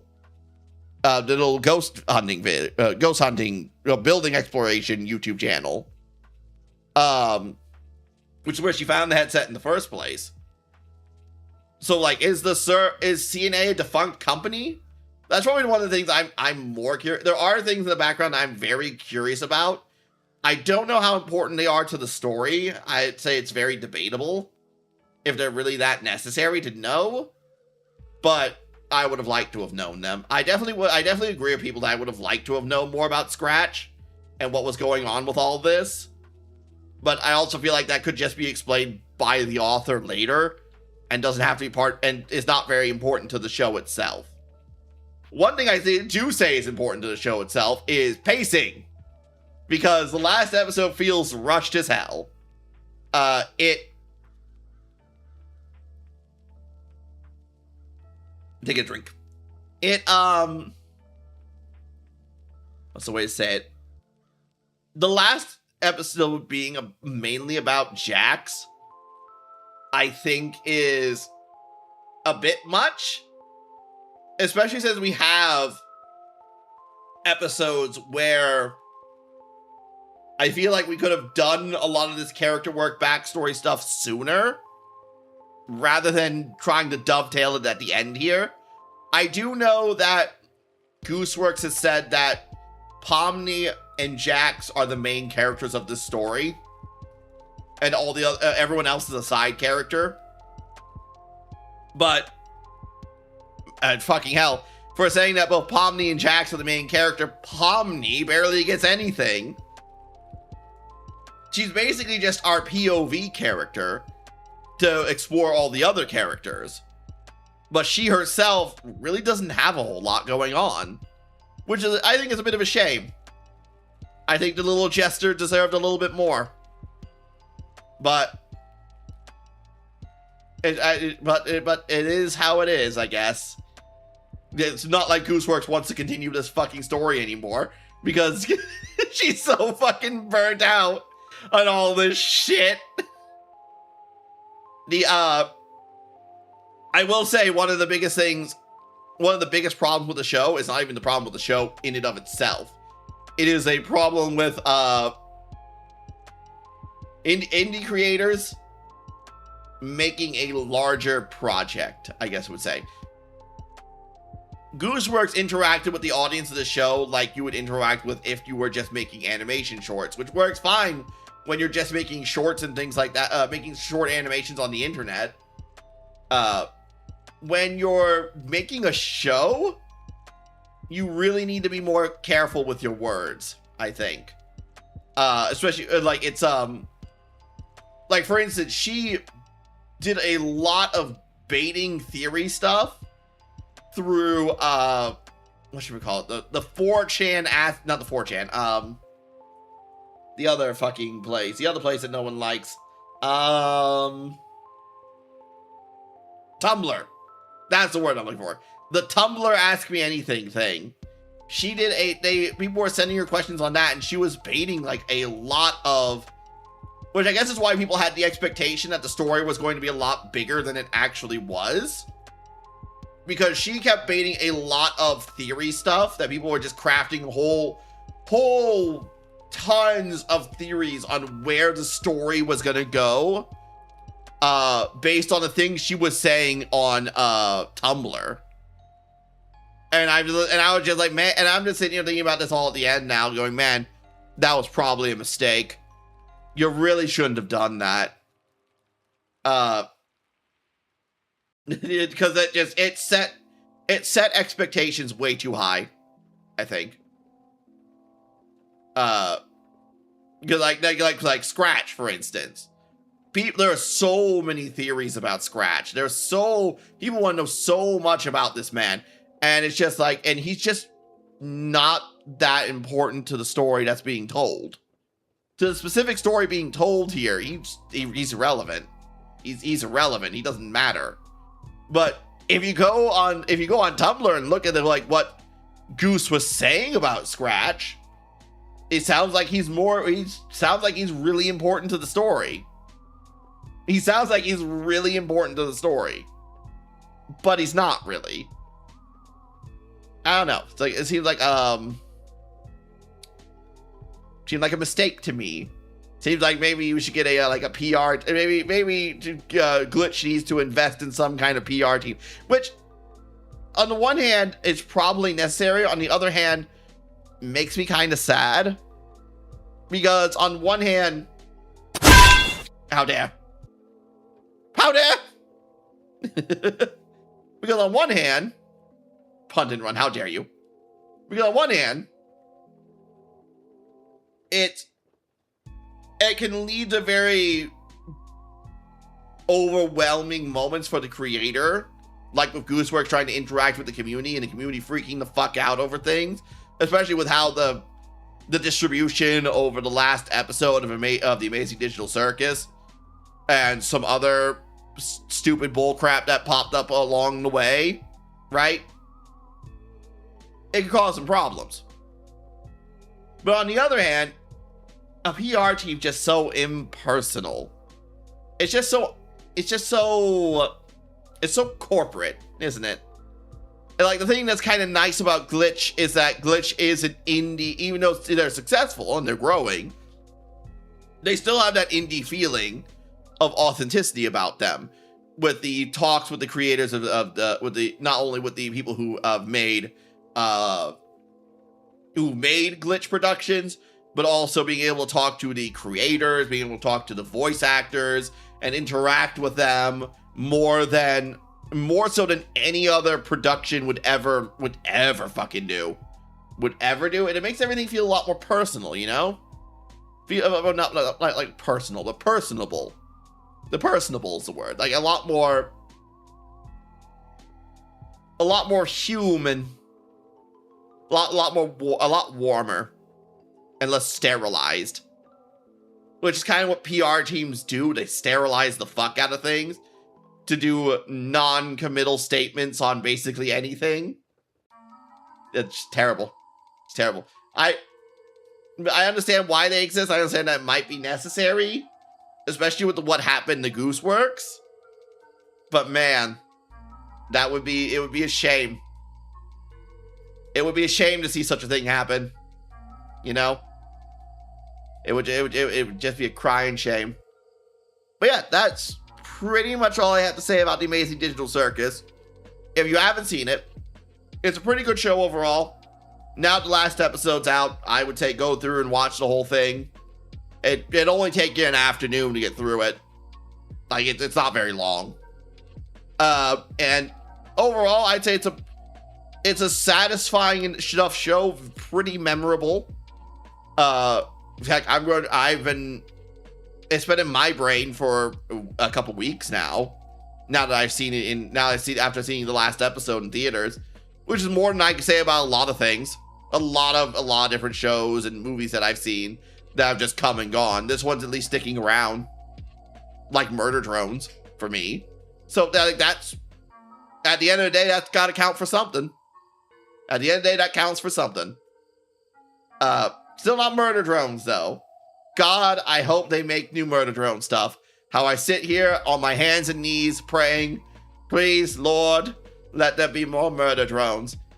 And if not, imbue me with the writing, with the drawing and or writing ability to make my own Murder Drones fanfic that's not cringe and terrible. Make my own Murder Drones that's not fucking awful and makes you want to shoot myself in the mouth.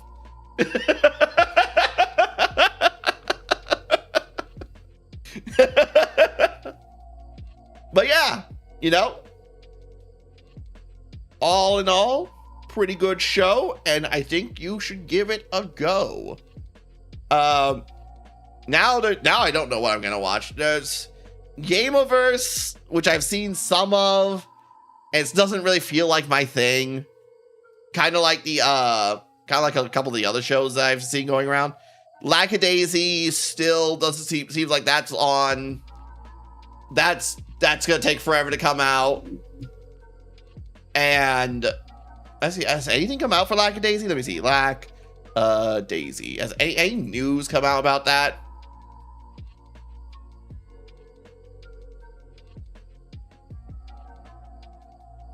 That MomoCon. A Lackadaisy card game. What? What the fuck? Hold on. Hang on a tick. We're gonna go over to my game without overlay. Hold on. We're gonna watch this together. What the fuck?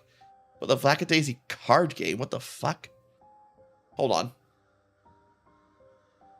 What is this? What is this? What am I seeing?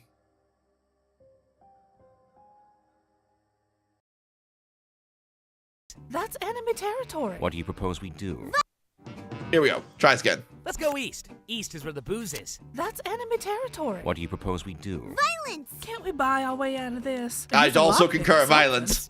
Here's a cactus. Thanks. What? Honey. I could play the sax. Freckle, why are you Zib? So I could play the sax? We'll have to shoot our way out of this, torpedo boy. Take this. Okay. Oh. I see. Watch out! Return fire! Man down! Oh! Nope, he's dead. Never got to see him wail on the sax. Your turn, Mordecai. Think. Strategize. What is this? You can save us. I What get kind of my card game right is away. this? Wait, isn't this a cooperative game? We're on the same team, Mordecai. That car belongs to the team. It's the team car. I am not amenable to these terms. Goodbye. There's only one Kill thing them, that can Mordecai. fix all of this. No friends. Rocky, don't. No You'll blow up the prisoners. The cactus! The cactus! This is mutually assured destruction. This one's for you, Freckles! Wait, I'm still alive! Ever wondered if you had what it takes to be an eccentric Prohibition-era cat gangster? Well, find out. Play the Lackadaisy card Uh-huh. game. Use the character's special skills and employ the tools of the trade to fend off your enemies, dodge the heat, grab the booze, and get it back to your speakeasy in the nick of time. You can't possibly be any worse at it Uh-huh. than these guys. And you can start gearing up for your bootlegging That's a adventure strange with a new game. embroidered newsboy cap and tote bag.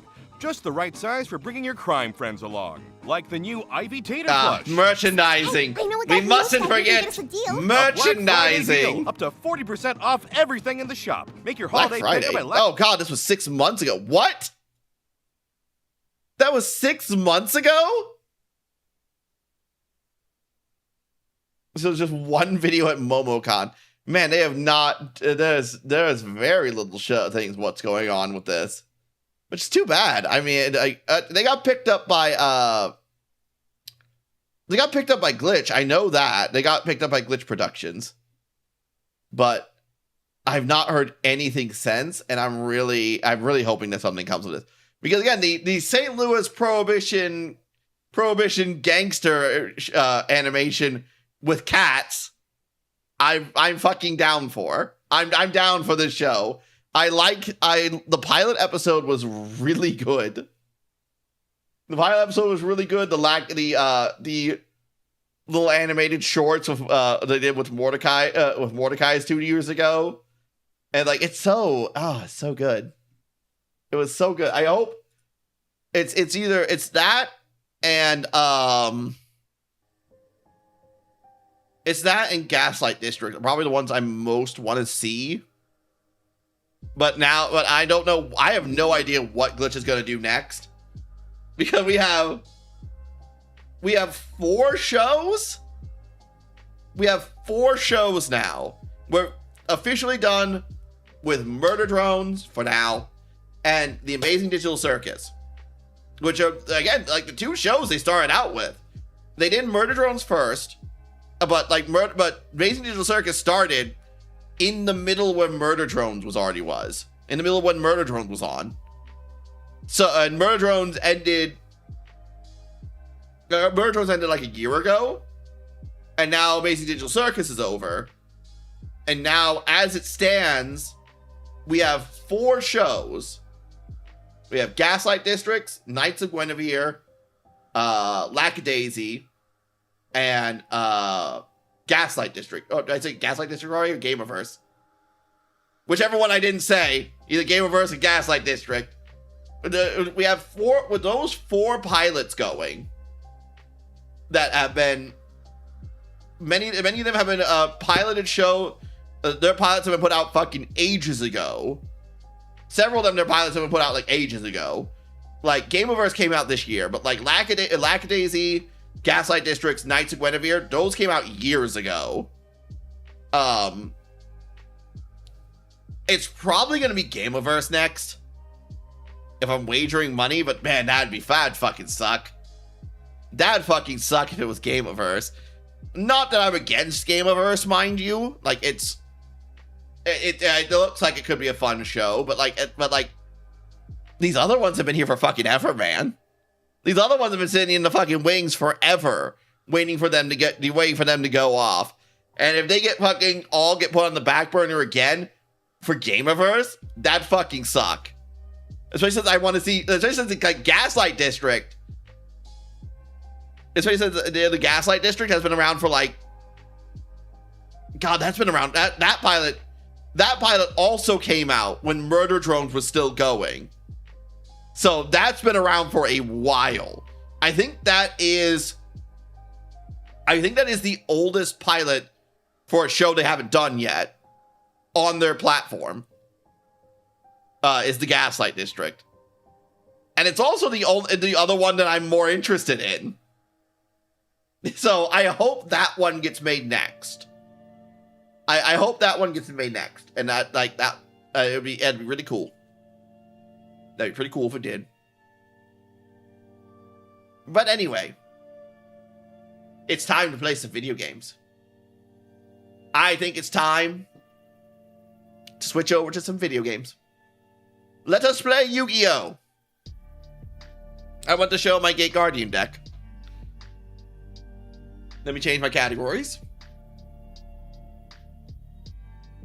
Master Duel. Master Duel. There we go. I can apparently cancel Master. And change it over here on Kick to Master Duel. There we go. YouTube, I didn't commit to anything anyway, so that's fine. And we're gonna pop that shit open. It would be, yeah, baby, cool. What else is there to talk about? Tom and Don came out with their videos on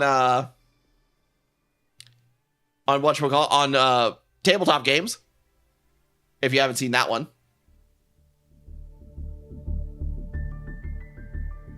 Let me show you this deck. It's time to duel, yeah.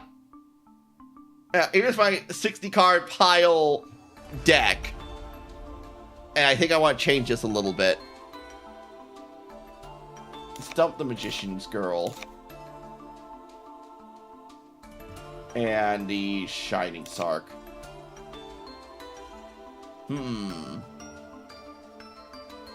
See, it's what I'm trying to figure out. Normal summon, we're good. We're going normal summon Raiden.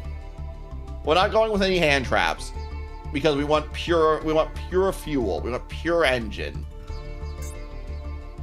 We're going to go full fuck your cards. I don't care. I'm going to keep playing my cards. Fiendsmith. The only one we don't have is Rextra. Those words. But do we need them?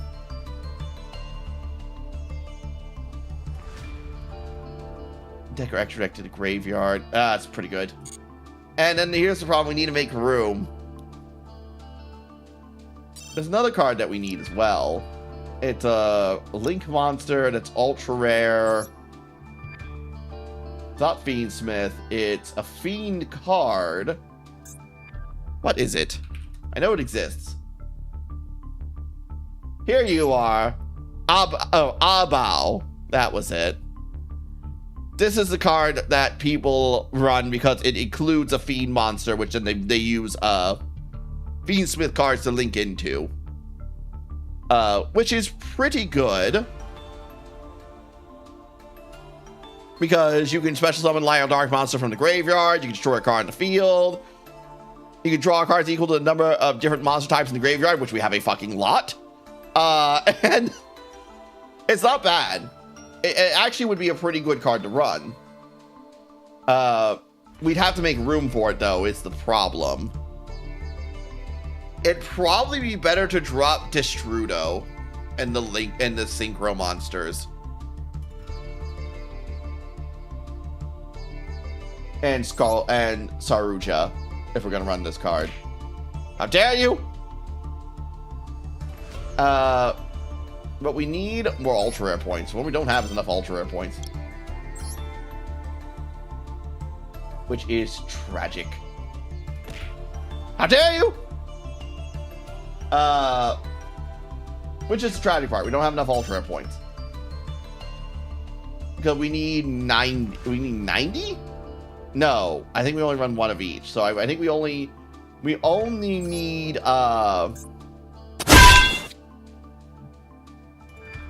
goddamn. We only need 60 points. I'd have to drop I'd have to drop 5 ultra rares to make that, which kind of sucks. Yeah. And I have to figure out, and I have to remember how to play Fiendsmiths again. And we do not have enough ultra rare points for that.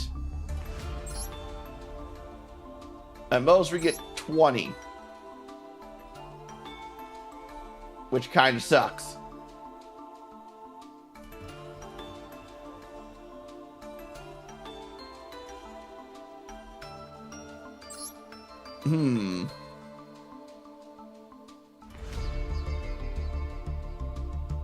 I could buy some stuff real quick. I have the funds. I can do it. What would the, what set does she even, what set does this one even come from? Let's see. How to obtain. There's a master dual pack. Holy shit. Drowning Mirror Force. I don't even know what that card is. I know it's one of the Mirror Force cards. I just don't know if drowning it. Which one's the drowning one?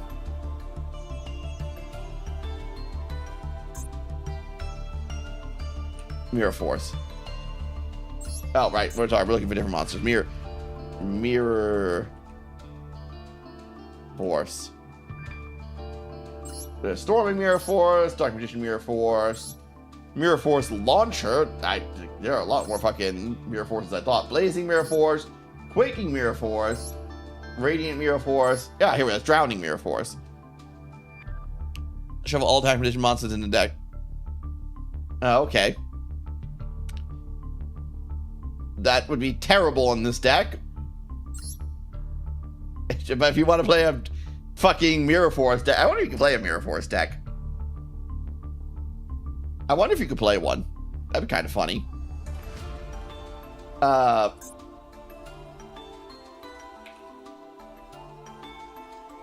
Let's see. Fiendsmith. How to obtain. Oh, you're gonna make me fucking... Here, generate this. Good card, though. I mean, the problem is it's a trap card that requires your opponent to attack. Which is the downside to all those cards. How about cards just to fuck with your opponent? No, we need gas. Nothing but gas.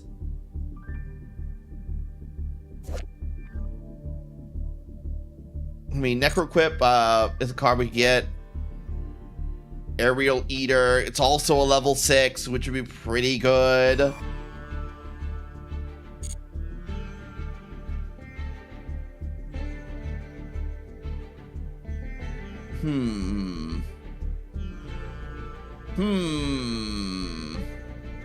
think I need this one.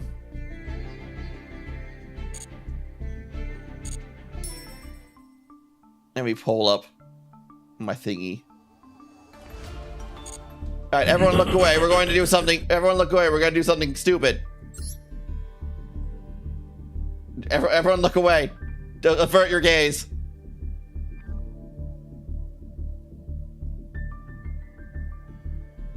No, I can't take this to another screen. Are you fucking serious?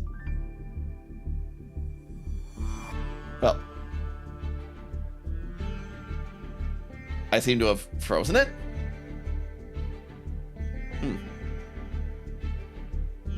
I seem to have locked myself out somehow. Interesting. I tire of you, Franklin. I tire of you.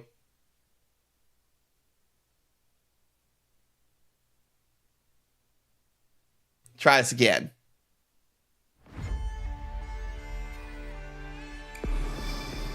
Yes, I think it's quite lovely. It's quite a lovely background.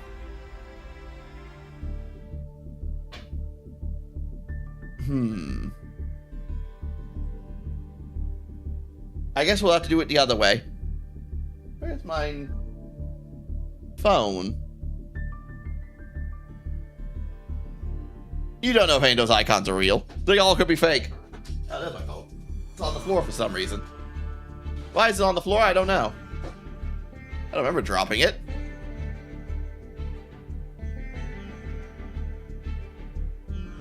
Alright, we're just gonna handle this. We're gonna handle this a different way. Fake icons. Yes, they're all fake icons. None of them are real. Absolutely none of them are real. None of them are real.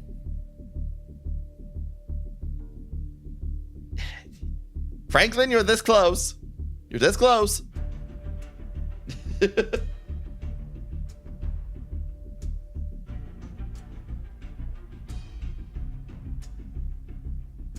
Have to do this.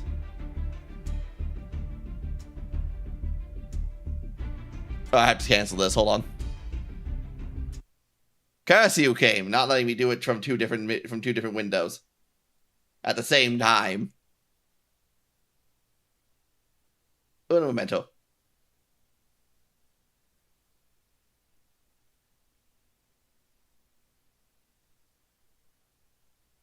Do it like that.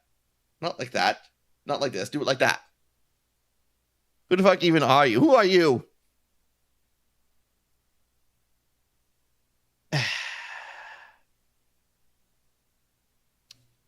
He just has to learn his lesson. He just has to learn his lesson. Do.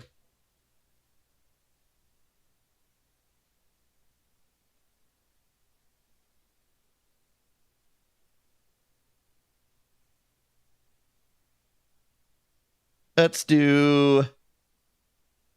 There we go.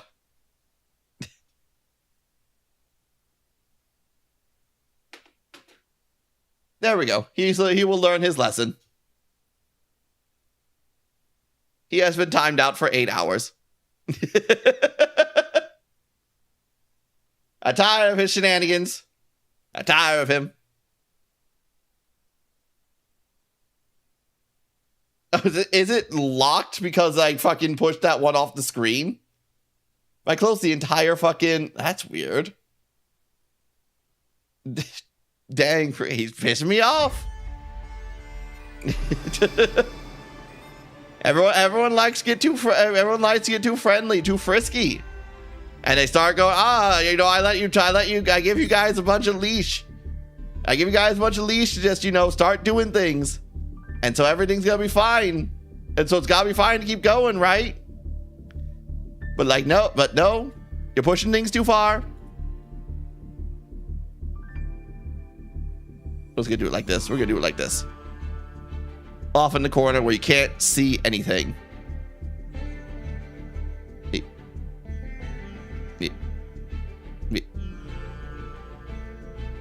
Come this way.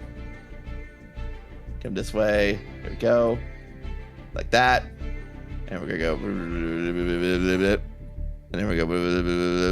And we go. And like that. There we go. You see nothing. You see nothing. Nothing at all. You saw nothing. You saw nothing. For some reason, it's completely locked. It was locked out for some reason. I couldn't do it on my phone.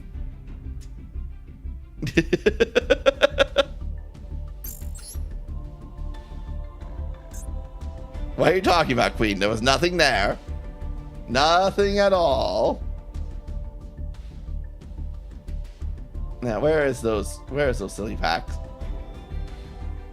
Not there, not there, not there, not there. We want those cards. We don't want those cards. Here we go. What are you talking about? That's exactly. What are you talking about? I have no idea what you're talking about.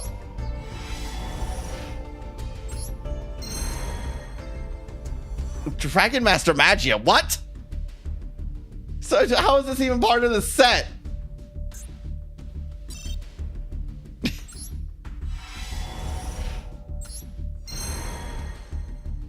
Cosmo Farm Girl, what? Fuck it. Fuck it. Fuck it. That's probably enough. Fuck it. That's enough, I think. My Cosmo Farm Girl. She's not even part of the set. Why? Oh, we got 400 more points. Let's dump those into those packs. We're just gonna singular packs at a time here. Maybe we'll get lucky. No. No. Ooh. No. And Crystal Abundance. Interesting. Well, that didn't work out too well. Don't say it's a Cosmo Fart Girl. Nope. Cosmo Farm Girl. Well, we're gonna dismantle Dragon Master Magia because we don't need 2 Dragon Master Magias. For fucking sure. We don't need Cosmo Farm Girl. We don't need the Star Wars reference. And we can dismantle a Desiree.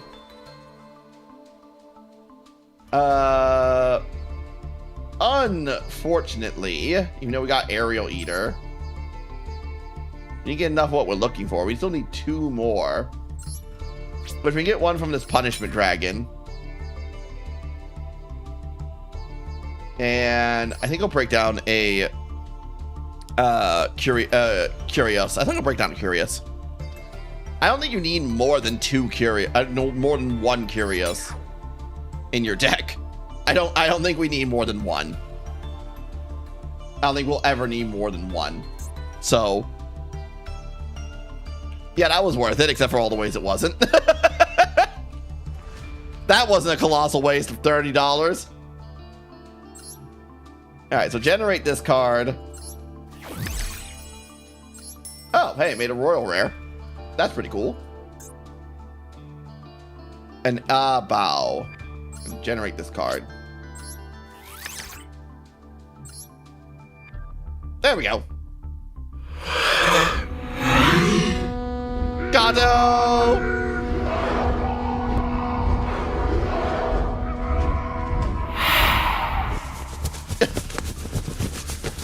Asha, thank you for the follow. Hello, everyone. What were you doing? What were you playing? Tell me your things.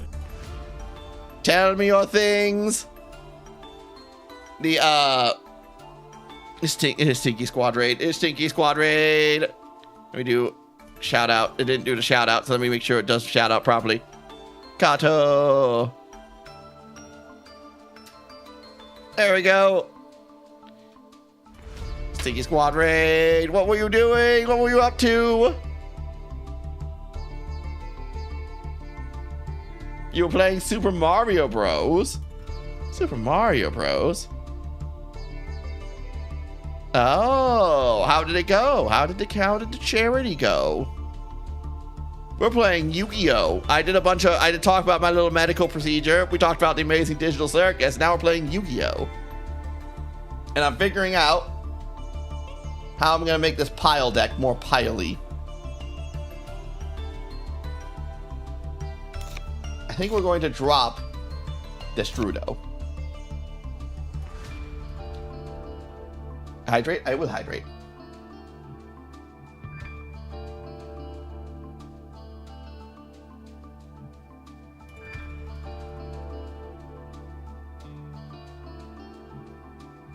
Is your model a magician?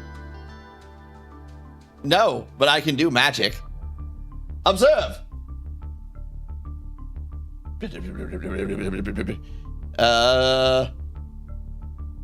Yes. Observe. What?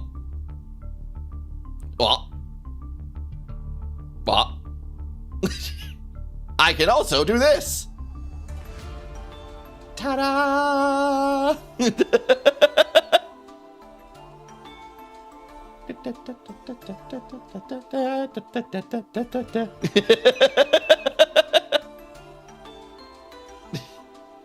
You have no neck. I don't have a neck, period, Queen. I'm a ball on a ball body with stubby limbs, with stubby tippy-tappy limbs. I ain't got nothing. I also can do this. Greetings. I can also do this.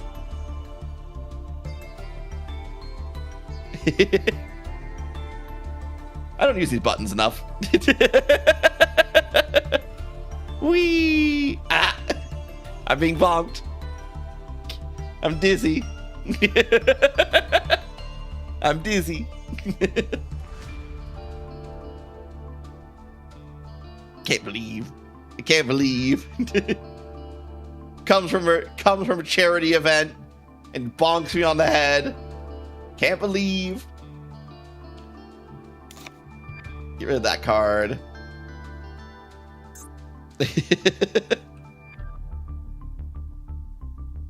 Use the Fiendsmith engraver that nobody likes.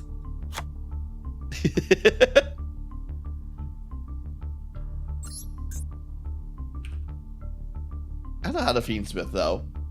I think it's probably struggling with me the most. I don't know how to Fiendsmith. Right now we're trying to figure out this pile deck. And do Fable. Lurry. It's exactly 60 cards in the main deck though, which is pretty nice.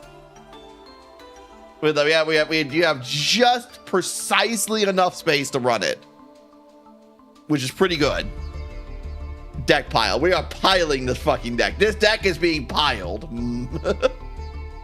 They made me wear wet socks and drink hot sauce, and I have pent-up aggression. Don't take it out on me for your poor life choices. Now, the problem is... the slap doesn't work on this model. Ha! That's for another model.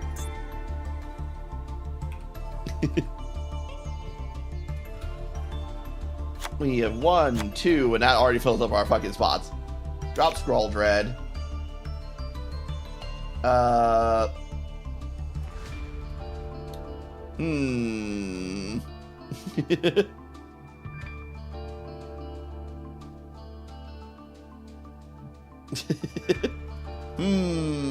What to run? It's hard. It's so hard to figure out what exactly I need to run here.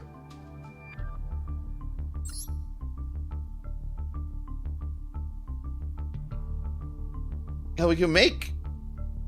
I could try to stream it, of course. The jiggle physics, it would be for Boomer Crooked. No, though I did want that idea once. I was denied. I was denied my rightful Booba slap. It would have been funny and hilarious, and people would have gone, "Oh, Crooked, you're funny. You're a funny guy." That's what they would have said. That's what they would have said. But no, I'm not allowed to have nice things. We'll drop WP Fancy Ball for...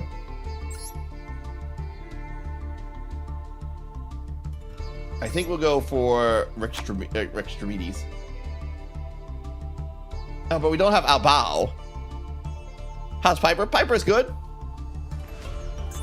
She is having a fun time being old. She's getting there. She's getting the old.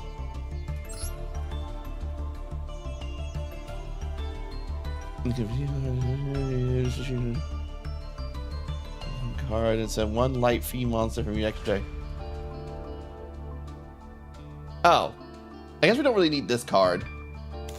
Go with this card. Now we must test. Bring the NPC of beatings to my door. For we must pummel him to test the deck. First, we must test. I'm not gonna jump right into a fucking to a ranked game without knowing at least what's going on with this. All right, so we got a hand and a half. Okay, this is a hand. Let's start with. I mean, nice part about NPCs, I don't have to deal with hand traps, but we can bait with a labyrinth.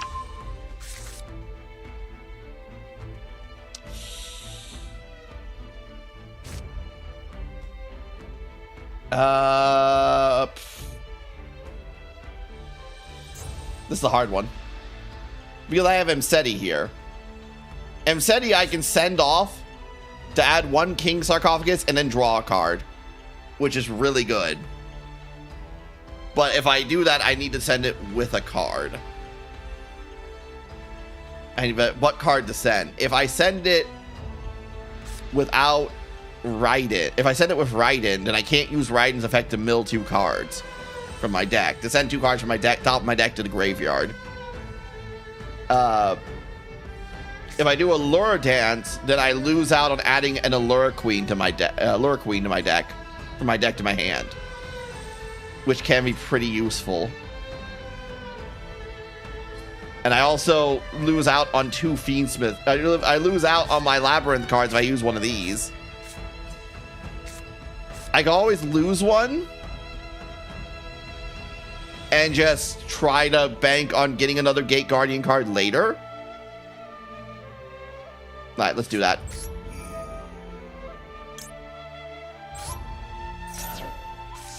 All right, there we go. And we'll draw a card. Dark Element. Set King Sark. Activate effect. Send Dark Element. We'll send another Horus card. That's why we play these cards, is to just keep sending cards to the graveyard. Summon Raiden. Effective Raiden. Mill 2 cards. That was terrible. Well, that's an important card that's gone. You hate to see it. Probably should have done a Lure Dance first, but anyway. Anyway, add a Lure Queen to my hand. Special summon Imseti. Special summon Horus. We'll use King Sark again to send the Chaos Lure Queen we just added, to send Dwarf to Bottom Hasselad, the card I can't say. And then we're just playing cards to see what I can do with this. Zombie Vampire. Detach 1 card from Zombie Vampire and see what we hit. We have a Ghoul Dark, which is pretty good. But we didn't hit anything, like, at all.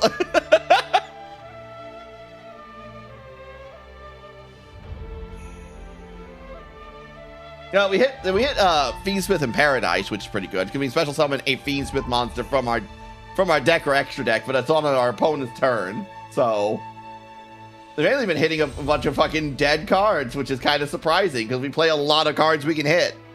We play a lot of cards to hit, and we seem to be not hitting any of them, which is tragic. Fortunately, we just kind of keep playing through it.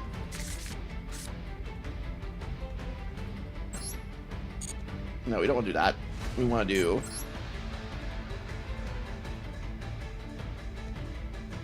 oh, we have 2 zombies. That's right. I was like, well, how the fuck do I not have 3 different types? Oh, right, 2 zombies. So, all right. I can fix that with this. Then we go these 3, and then we go into Curious. You know, it's probably a terrible play, to be honest. Send a card to the graveyard. Let's send a Fiendsmith or a Lacrime. During your opponent's turn, discard to your graveyard. You can target 1 link monster. Yeah, probably not Lacrime. Probably Engraver. Or I can send Rainbow Bridge and grab another piece of Gate Guardian by adding Labyrinth Wall to our hand. Those should be pretty good. That'd be pretty good.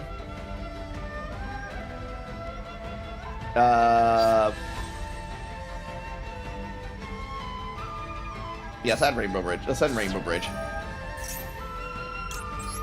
Because then we can deck thin with Rainbow Bridge to add Carbuncle and add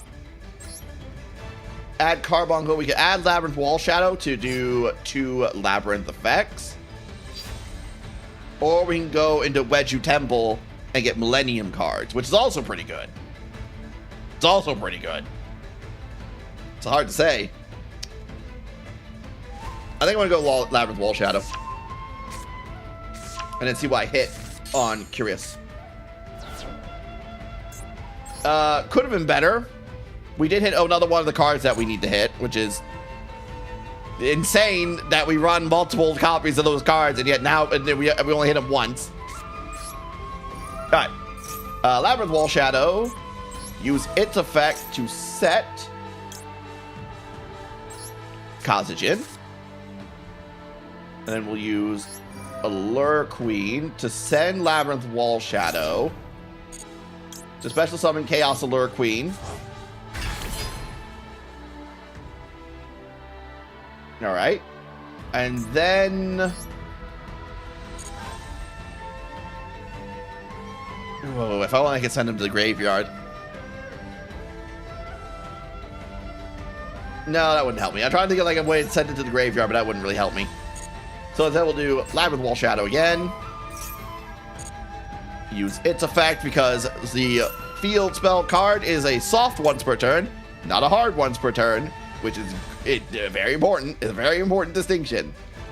We can go Song of the Thunder to go into Thunder Wind, Gate Guardian combination Thunder Wind, and we can use that to add a Gate Guardian card from our deck to our hand. But is there a Gate Guardian card that I want? If we do that, and then we link off... Oh, we can't link off because I don't have Closed Moon. Because I'm dumb and I forgot to put Closed Moon in this deck. Wait, hold on. I realized I'm an idiot. I forgot a card. The universal card that we need to run. Shit. Shit.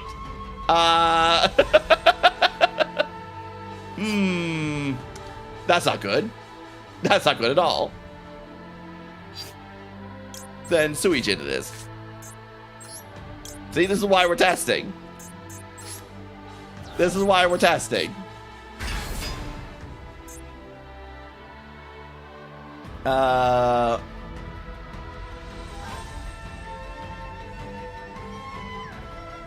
there any other cards we want?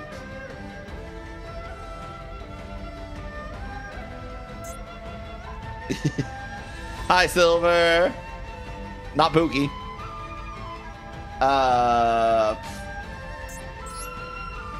We can go into an SP, which is not the worst option.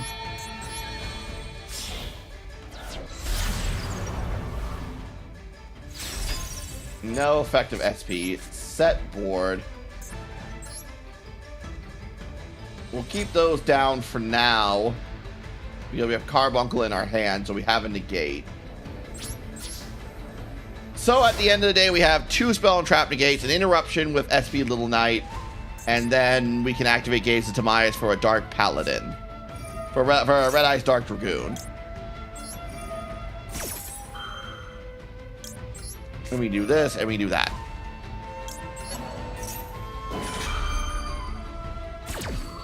One day you'll come to terms your senses and admit it. I don't agree. I'd never negotiate with terrorists, Silver.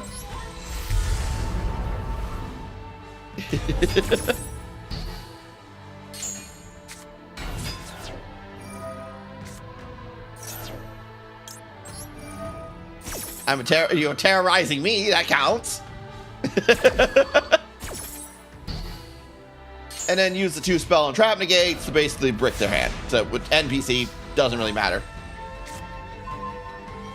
Not a terrible board.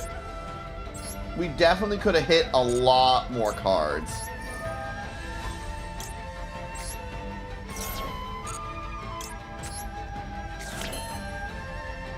What's this do? Send 1 spell trap card to set as many monsters. Okay. So we can do this, we can do set Sangha. Activate Ryukujin Guardian. To add Kazajan. Activate Dark Element. Tatsuishin. Go. Gate Guardian combine. Bam, bam, bam. And then just attack for game. Bam. Bam. And bam. Alright, we need to add Closed Moon to this deck. Because we could have had a Fiendsmith line there. If I would have had Closed Moon, we could have done a Fiendsmith line. But I completely forgot she existed. I completely forgot that card existed. Oh, but that means we need to make another fucking spot. Agony. This card. Moon in a Closed Heaven. Which literally just allows us to get right in from her into Fiendsmith Requiem. And then we contribute it, special summon a Fiendsmith from our deck, and then we play Fiendsmith cards. But we need to make a space. And this is the part that sucks ass. Because where was that space going to come from?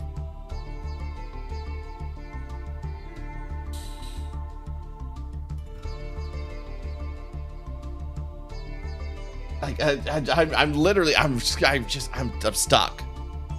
I think I need to drop a Gate Guardian card.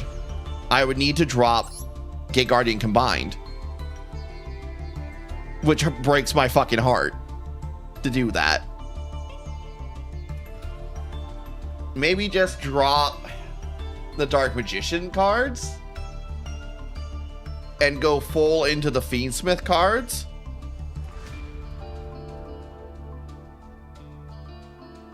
Because if I drop Gaze of Timaeus, that would leave us one spot open in the main deck for something else.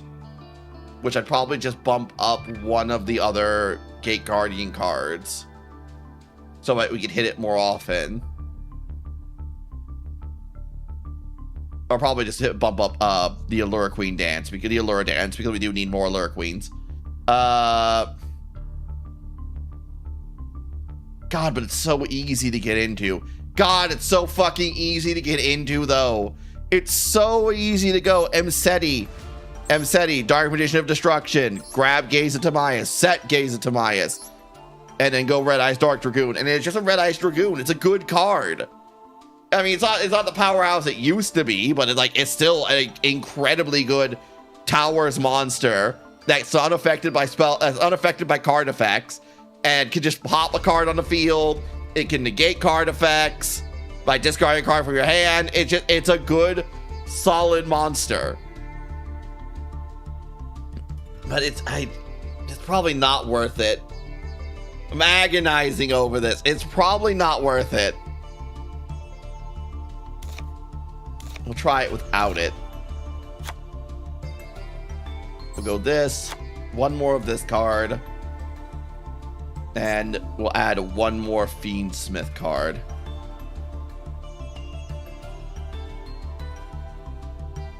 Or maybe go into... Maybe add Access Code Talker. Just for more swinging power. Because I'm still not sure how good these fusion cards are.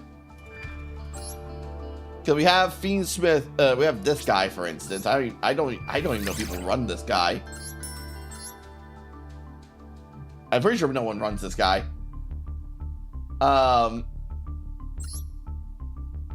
Yeah, Rex Tremende. I don't know. I don't know if people run this guy. Because it needs a Fiendsmith fusion monster, which can be made from Lacrima, which is pretty easy.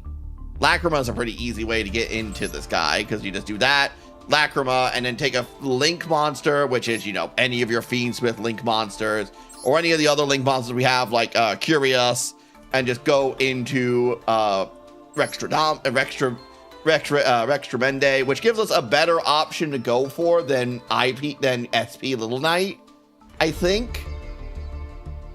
He's unaffected by card effects except with Fiendsmith cards, which is pretty good.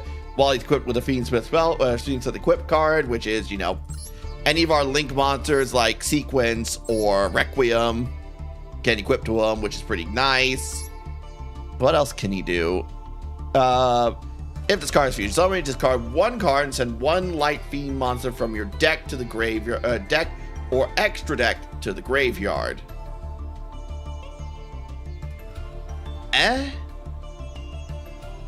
I mean, you would send like cards like if you shuffled Requiem back in the deck, say to summon Engraver from the grave, you can then just grab Requiem again.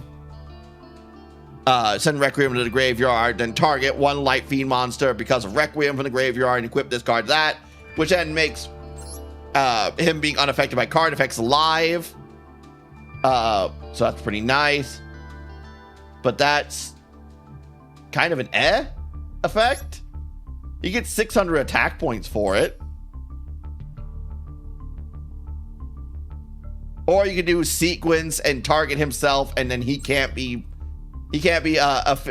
unaffected by card effects and can't be targeted with card effects. Which would just make him like a pure huge towers monster that just cannot be removed by card effects. He would have to be swung over. But 3,000 attack points is not exactly a powerhouse. I mean, 3,600 if I attach Requiem to him, because you get 600 more attack points. If I equip with Requiem. If I equip it with both of them, they're both pretty strong then. He would just be a big towers monster, but is that worth it?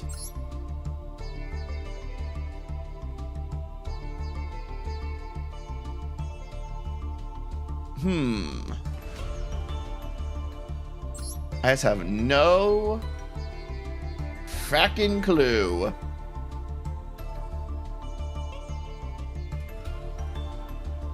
I have no fracking clue. Oh, we can also get Feast with Paradise. I just kind of realized that.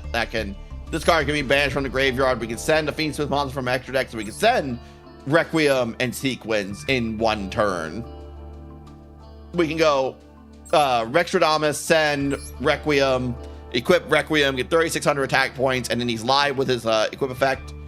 And then start the opponent's turn, draw phase, activate Fiendsmith in Paradise, send Sequence to then equip Sequence. But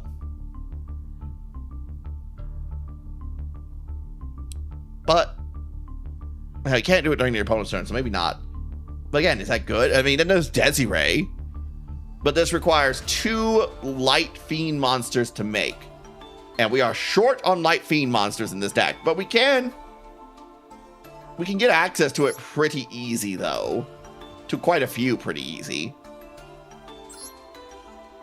Which then this card just negates a number of card effects up to the total number of link rating of monsters equipped to this card. So Feast with Requiem, he's a link rating of 1, so he can negate 1 monster. If I equip Sequence, that's 2. He can equip 2 monsters.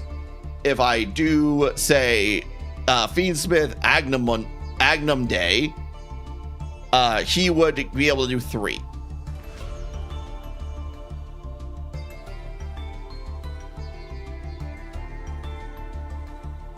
Though it probably wouldn't be Agnum Day would ever be the one being used. Yeah,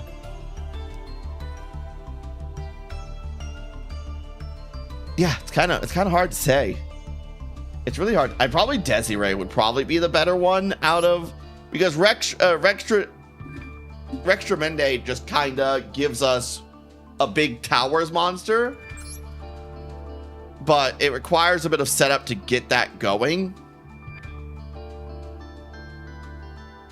And all he does is if he gets sent to the graveyard, he can add another Fiendsmith card from our graveyard or banishment to our hand, which I don't know if that's really worth it. I think we're probably going to want Desiree, because Desiree at least like negates. Because Desiree at least like goes just negates a bunch of cards. We can at least target 1 card on the field. Oh, it doesn't even target. Oh, it's not even a targeted effect. Okay, that's actually even better. We get a quick effect. You can negate the effects of a number of face-up cards on the field. Okay, so yeah, that's good too. And it's also a targeted pop effect by sending one card to the graveyard. By shuffling one of the Light Fiend monster from my graveyard into the deck or extra deck, I can target a card on the field and send it to the graveyard. So it's not even destroying it, it just sends it to the graveyard, which avoids a few other effects. Yeah, I think Desiree's the better choice. Yeah, I think Desiree's the better choice. All right, let's test this again. Test, test, test, test, test. Test, test, test, test, test, test, test, test, test, test, test. Test, test, test, test, test, test, test, test, test, test. Magician Gate. I will go first. All right, let's see. Are we cooking or are we floundering? These questions and more. Ooh, this is a pretty good hand. That's actually pretty good. That's actually a really good hand. What the fuck?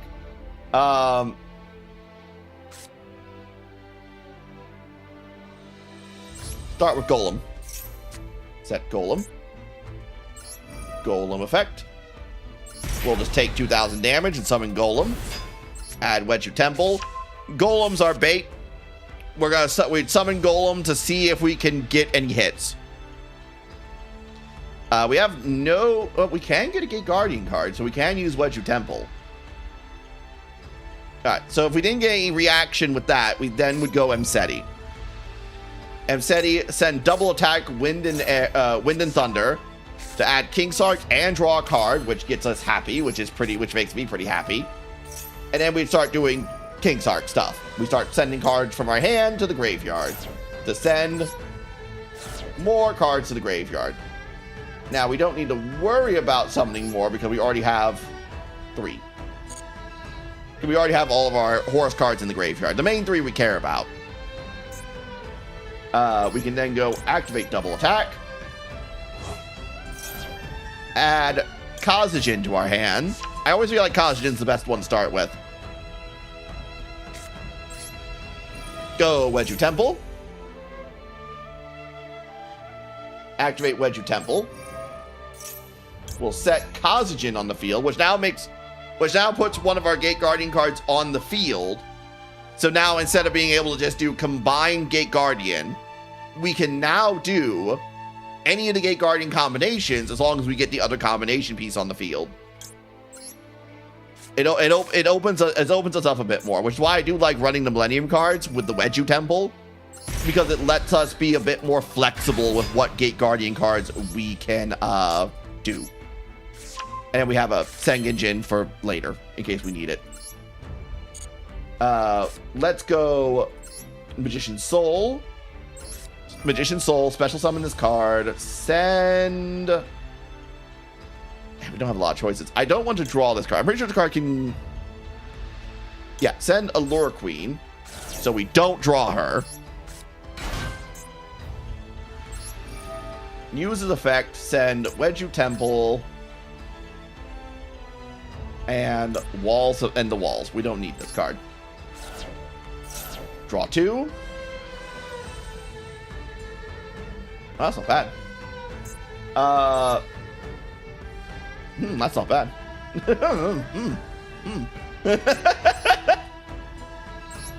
Summon Emseti. Make ourselves a zombie vampire.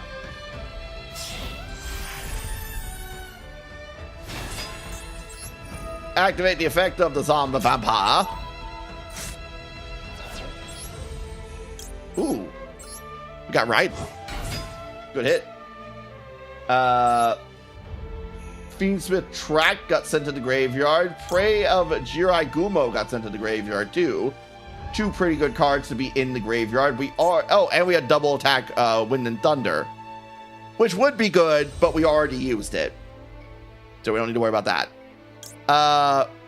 This card also allows us to fusion summon, so we have that for later if we need it. Activate Raiden's effect. We'll send 2 more cards, and we sent Fiendsmith in Paradise. Unfortunately, we also sent that Grass Looks Greener, which that sucks. That sucks. Sadly. Sadly, we do not have it.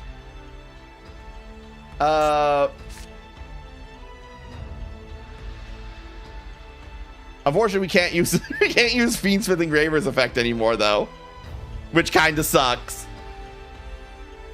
because we how you say we sent all the Fiendsmith cards to the Fiendsmith spell and trap cards we're playing are already in the graveyard. I probably should have done that first. Sunburn, Lacrima. We'll send the other Fiendsmith Engraver to the graveyard.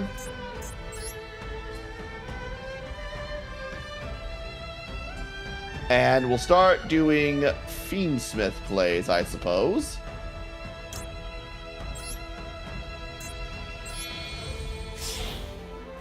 Lacrima into a Fiendsmith Requiem. Now, these are the plays I don't really know a whole lot about. I'm not very good at them. I don't. It's been a minute since I played these cards, so I kind of have to read them to what they do. These cards in your graveyard. You can shuffle one other light Fiendsmith monster in your graveyard into the deck. And extra deck and special summon this card. Oh, that could be good. We can go into a Pilgrim Reaper then.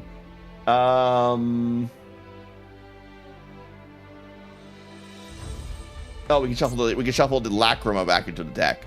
I was wondering, like, what card can we do that with? Oh, Lacrima. We're gonna send this other Fiendsmith Engraver and send Emseti, the extra copy of Emseti, to the graveyard.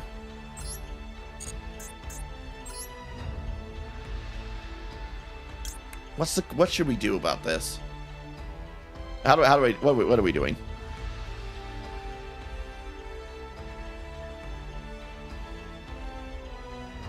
Oh shit! I should have used this card's effect. Fuck.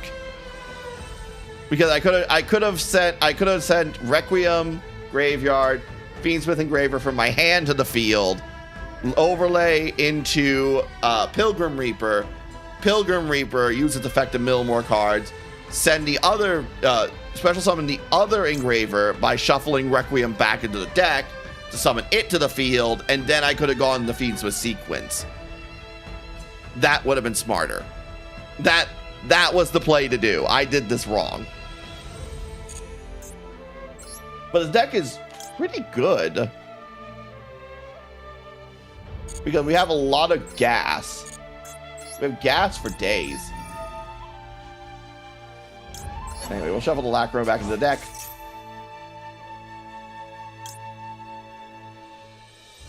Not yet. Oh, we could have shuffled the other Fiendsmith, the other Engraver back into the deck. That would have been smarter. Well, it's fine. It's all Link monsters anyway, so it's fine. So we can summon the Lacrima from the deck. Go to Pilgrim Reaper. Activate Pilgrim Reaper. Send Fiendsmith Engraver. What the fuck did I just send? Oh, cool. We got more cards. More cards. More cards. Add Carbuncle. Add Labyrinth Wall Shadow. Look at that. More cards. I love more cards. I love having more cards. The funny part is it just kind of gets around Droll and Lockbird too, because Droll doesn't like, oh, you can't add cards to your deck to your hand. Doesn't matter. I'm just dropping cards into my graveyard. I don't fucking care, Droll. Do this. Special Lacrima. Go into sequence. We'll use...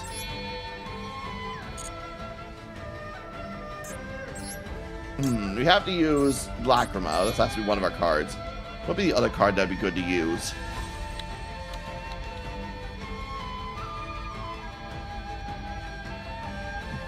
I kind of want to go into Curious. So we'll use Raiden.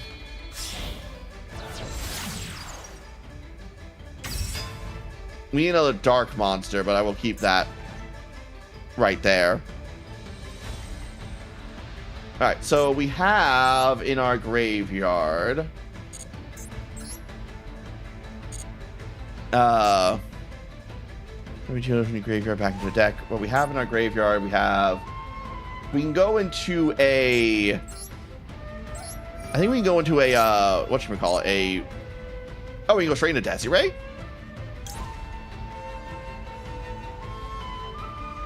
Oh yeah, I guess we do have two.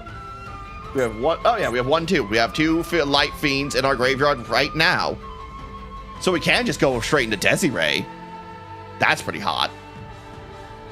Lacrima can get us a target and a light fiend and special to a field, which would be the other way that we can get into something like a Pilgrim Reaper with, which is why we run the Fiendsmith engine, because we can get 2 level 6s on board pretty easy to go in the Pilgrim Reaper.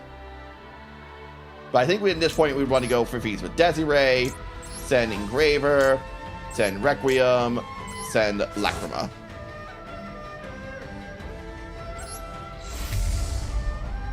And hit that. And then use his effect, sequence his effect to equip to Desiree. So that way he has his 2 negations. We're going to go Horus. We're going to go Hoppy. Hoppy is going to go into... Oh, we can't go into Bow, though. Because we do not have a Fiend monster to do that with. Oh, actually, we do. Actually, we do. Hold on. Pilgrim Reaper and this card. I used Pilgrim Reaper already. Yes. Yes, I did. We can go in the Moon to close heaven. Then we can go into a Bow without having to even do that. Look at that. Which is pretty nice. We can then, which clears up our board very nicely. So then we can do Labyrinth Wall Shadow. We've had this Kazujin on field this entire time. We can set Suijin. Send both of them to set Gate Guardian Wind and Water. Which, that is 2 spell and trap negates, an interruption with discarding a card to destroy a card on the field or ban or special summon a light or dark monster from our graveyard, and 2 quick effect, negate the effect of face-up cards on the field, which is pretty nice. We can also activate this card to grab these 2 cards back. The problem is we're 1 card short of being able to get Gate Guardian combined.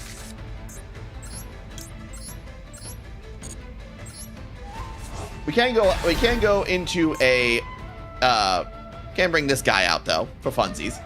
It doesn't really offer us a whole lot of benefits, but it is pretty fun. That's not a bad board. I could have played that a lot better because I definitely was fucking up the Fiendsmith cards, but that's not bad. Deck has potential, much potential. Yes, yes. I mean, granted, I'm playing against a fucking NPC with no hand traps, so it's like I'm playing into a pretty open board. But I think you can see we can keep generating tons of fuel. We have tons of engine to just keep going and going and going and going. And even if our opponent gets through this board, if they don't get rid of King Sarcophagus, then next turn we're just bringing back all of our Horus monsters again, and we're just generating more card advantage. We also have Sengenjin in our hand. We have follow-up with Labyrinth. We have follow-up with quite a few cards. And plus the several Gate Guardian cards in our graveyard that we can't use multiple times. We have lots of follow-up. So Yeah, this deck has a lot of potential. I like this. I really like the idea of just this Gate Guardian fucking pile turbo deck that we have going on here. Which, if we got to this fucking board state, I'm pretty sure someone would just fucking quit. I'm pretty sure if we got to this state, people would just quit.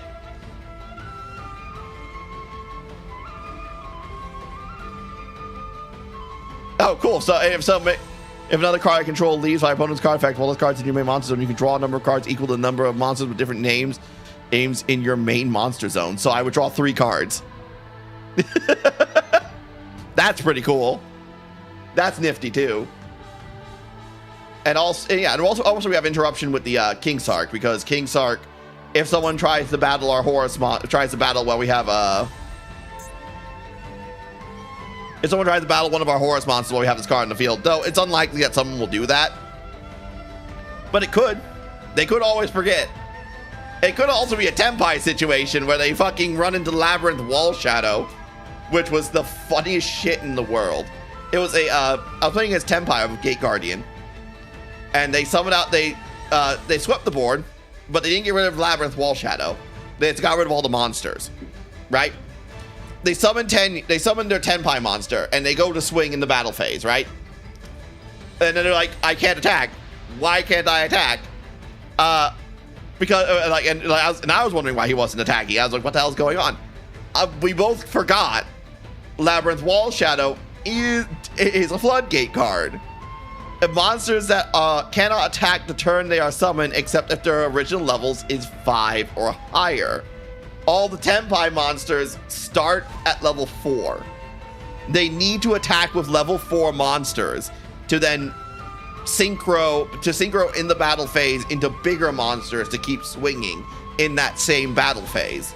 But this card, because he didn't get rid of Labyrinth Wall Shadow, it stopped him in his tracks entirely, which was very funny.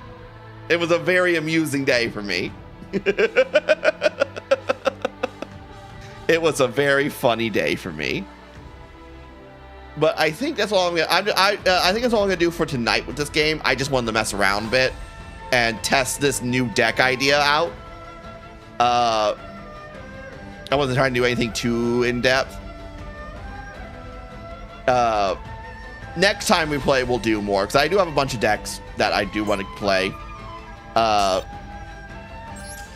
I do have a bunch of decks I want to play. I still have the Dogmatica deck I made, the Slifer deck I still keep wanting to show you guys. There's the what do we call it? Where are we at? Yeah, we have my White Forest deck. My White Forest fucking Hecka Hands deck. That's been pretty fun. That's been a very fun deck. What's Whitegate for? Oh yeah, same concept that I was working on the first time before I realized I could make a pile turbo deck with fucking with mill cards. That was the same concept, but like bad. And then there's this deck I'm thinking about, which is kind of the same idea as the Gate Guardian deck, but with red eyes. This one, it's the same kind of idea, because Chaos Lure Queen's pretty sweet. But what I realized was that we have access to more Red Eyes fusion cards through the Primite engine than I've seen a lot of people really do. Probably because the Red Eye fusion cards are bad, generally speaking. I have not found a good way to do the Red Eyes cards yet. Mainly because the only one I think it's worth value is there's only the Black Meteor Dragon and Red Eye Slash Dragons are like the only ones I think are even worth trying to run. And Slash Dragon is because it can negate a targeted effect by sending an equip card. But it needs warrior monsters in the graveyard to equip to it, or we need other cards that can equip cards to themselves that then Slash Dragon can send away. Because it doesn't have to be equipped to Slash Dragon to negate to send an equip card to the graveyard. It just needs to be an equip card that I control.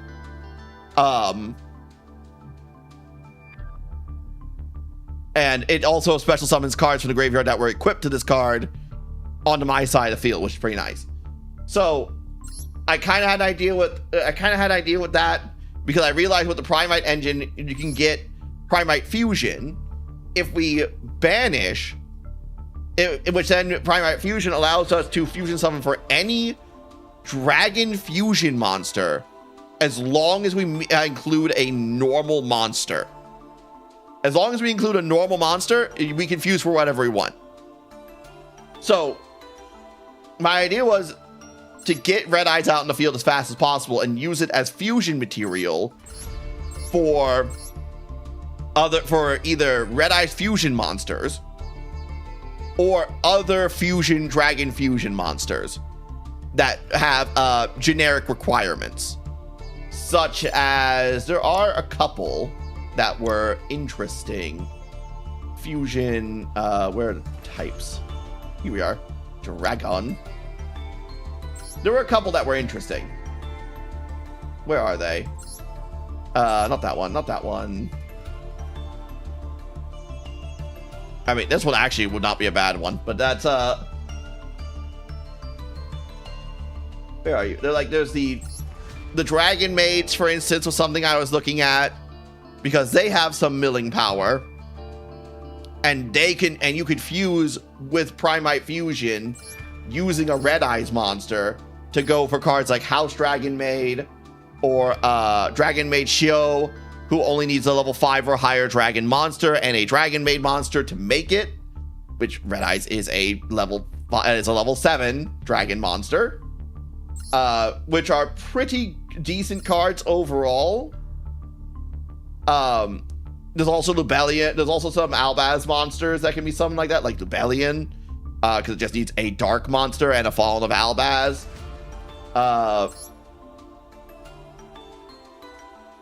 We can't do the Draco Tails because the Draco Tail, like this card for instance, Draco Tail, Arthalion needs a card from the hand, which I mean I guess we could.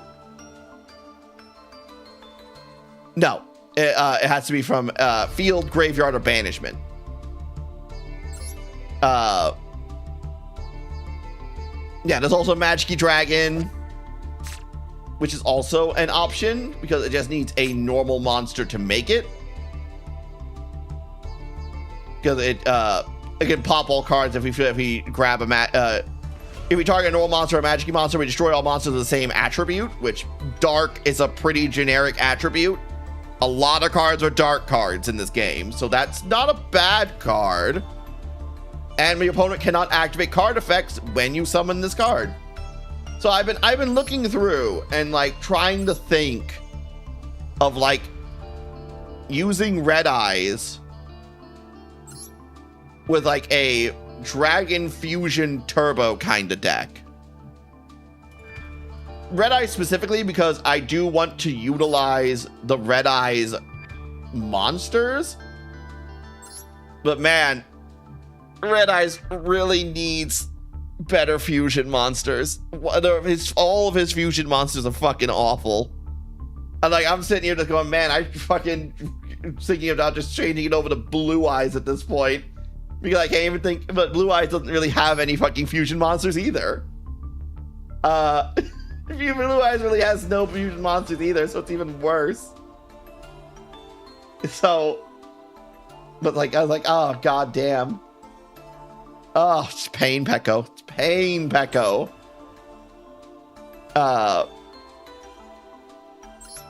And it's just hard. It's hard to find.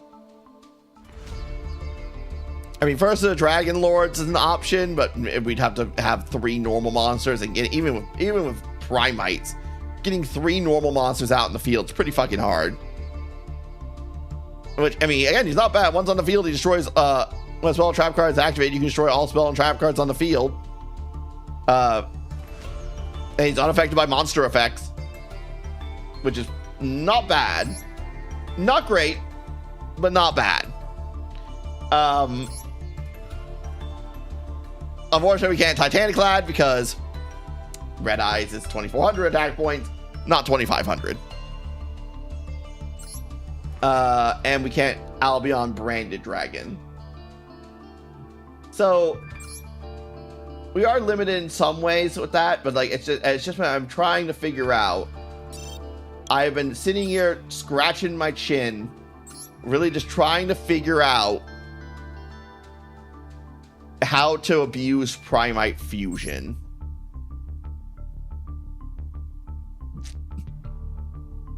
Like, I feel like for Dragon Fusions, right? Dragon Fusions being the most generic fucking fusions out there. Like, there's so many Dragon Fusion cards. There's gotta be something out here that can be used in an interesting way here to utilize Red Eyes in a way that makes a deck surrounding Red Eyes a viable strategy. To just spam out Red Eyes as quick as possible. And from either sending him to the graveyard, bringing him to the field, banishing him from your deck, doesn't matter. He just needs to get out of your deck and onto the field somehow. Oh, and being able to generate value with that. Because like even these cards like Twin Burst Dragon, Tyrant Dragon with the Blue Eyes cards, you can hit both of those with Primite Fusion. It's fucking insane. But I am struggling, man. I am struggling to figure it out, to crack the code, to really just crack this case wide open.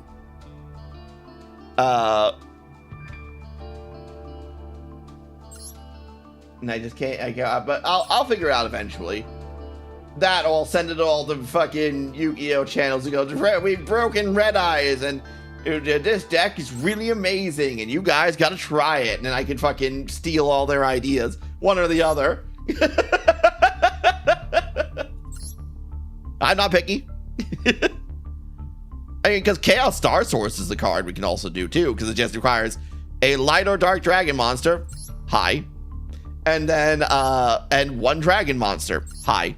Not that one. High.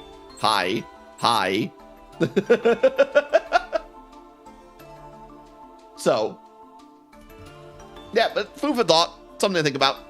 But I'm gonna raid out in the meantime while I go and scratch my chin on this and try to figure out what combination of cards exactly can I do with this. It's got to be something out there, right? There's got to be something. Ooh, Aliona's on. Desync is Minecrafting.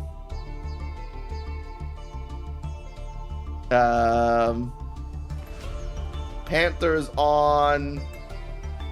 But she's doing VR chat. Oh, it's Killa. Killa's having a birthday stream. Let's go raid Killa. Let's go raid Killa. Let's go see the otter. Raid Killa. Kawa Uso. Alright. Thank you all for coming. I appreciate you all. I hope you've enjoyed my incessant yapping. And I hope I will see you all again tomorrow. Tomorrow, I'm going to do something. I don't know what. I think I kind of wanted to play around with the idea of an Elden Ring randomizer. But I feel like that's going to be agony. But could be the good kind of agony. We'll see. We'll see. I'll see you all later. Everyone have a good one. Goodbye.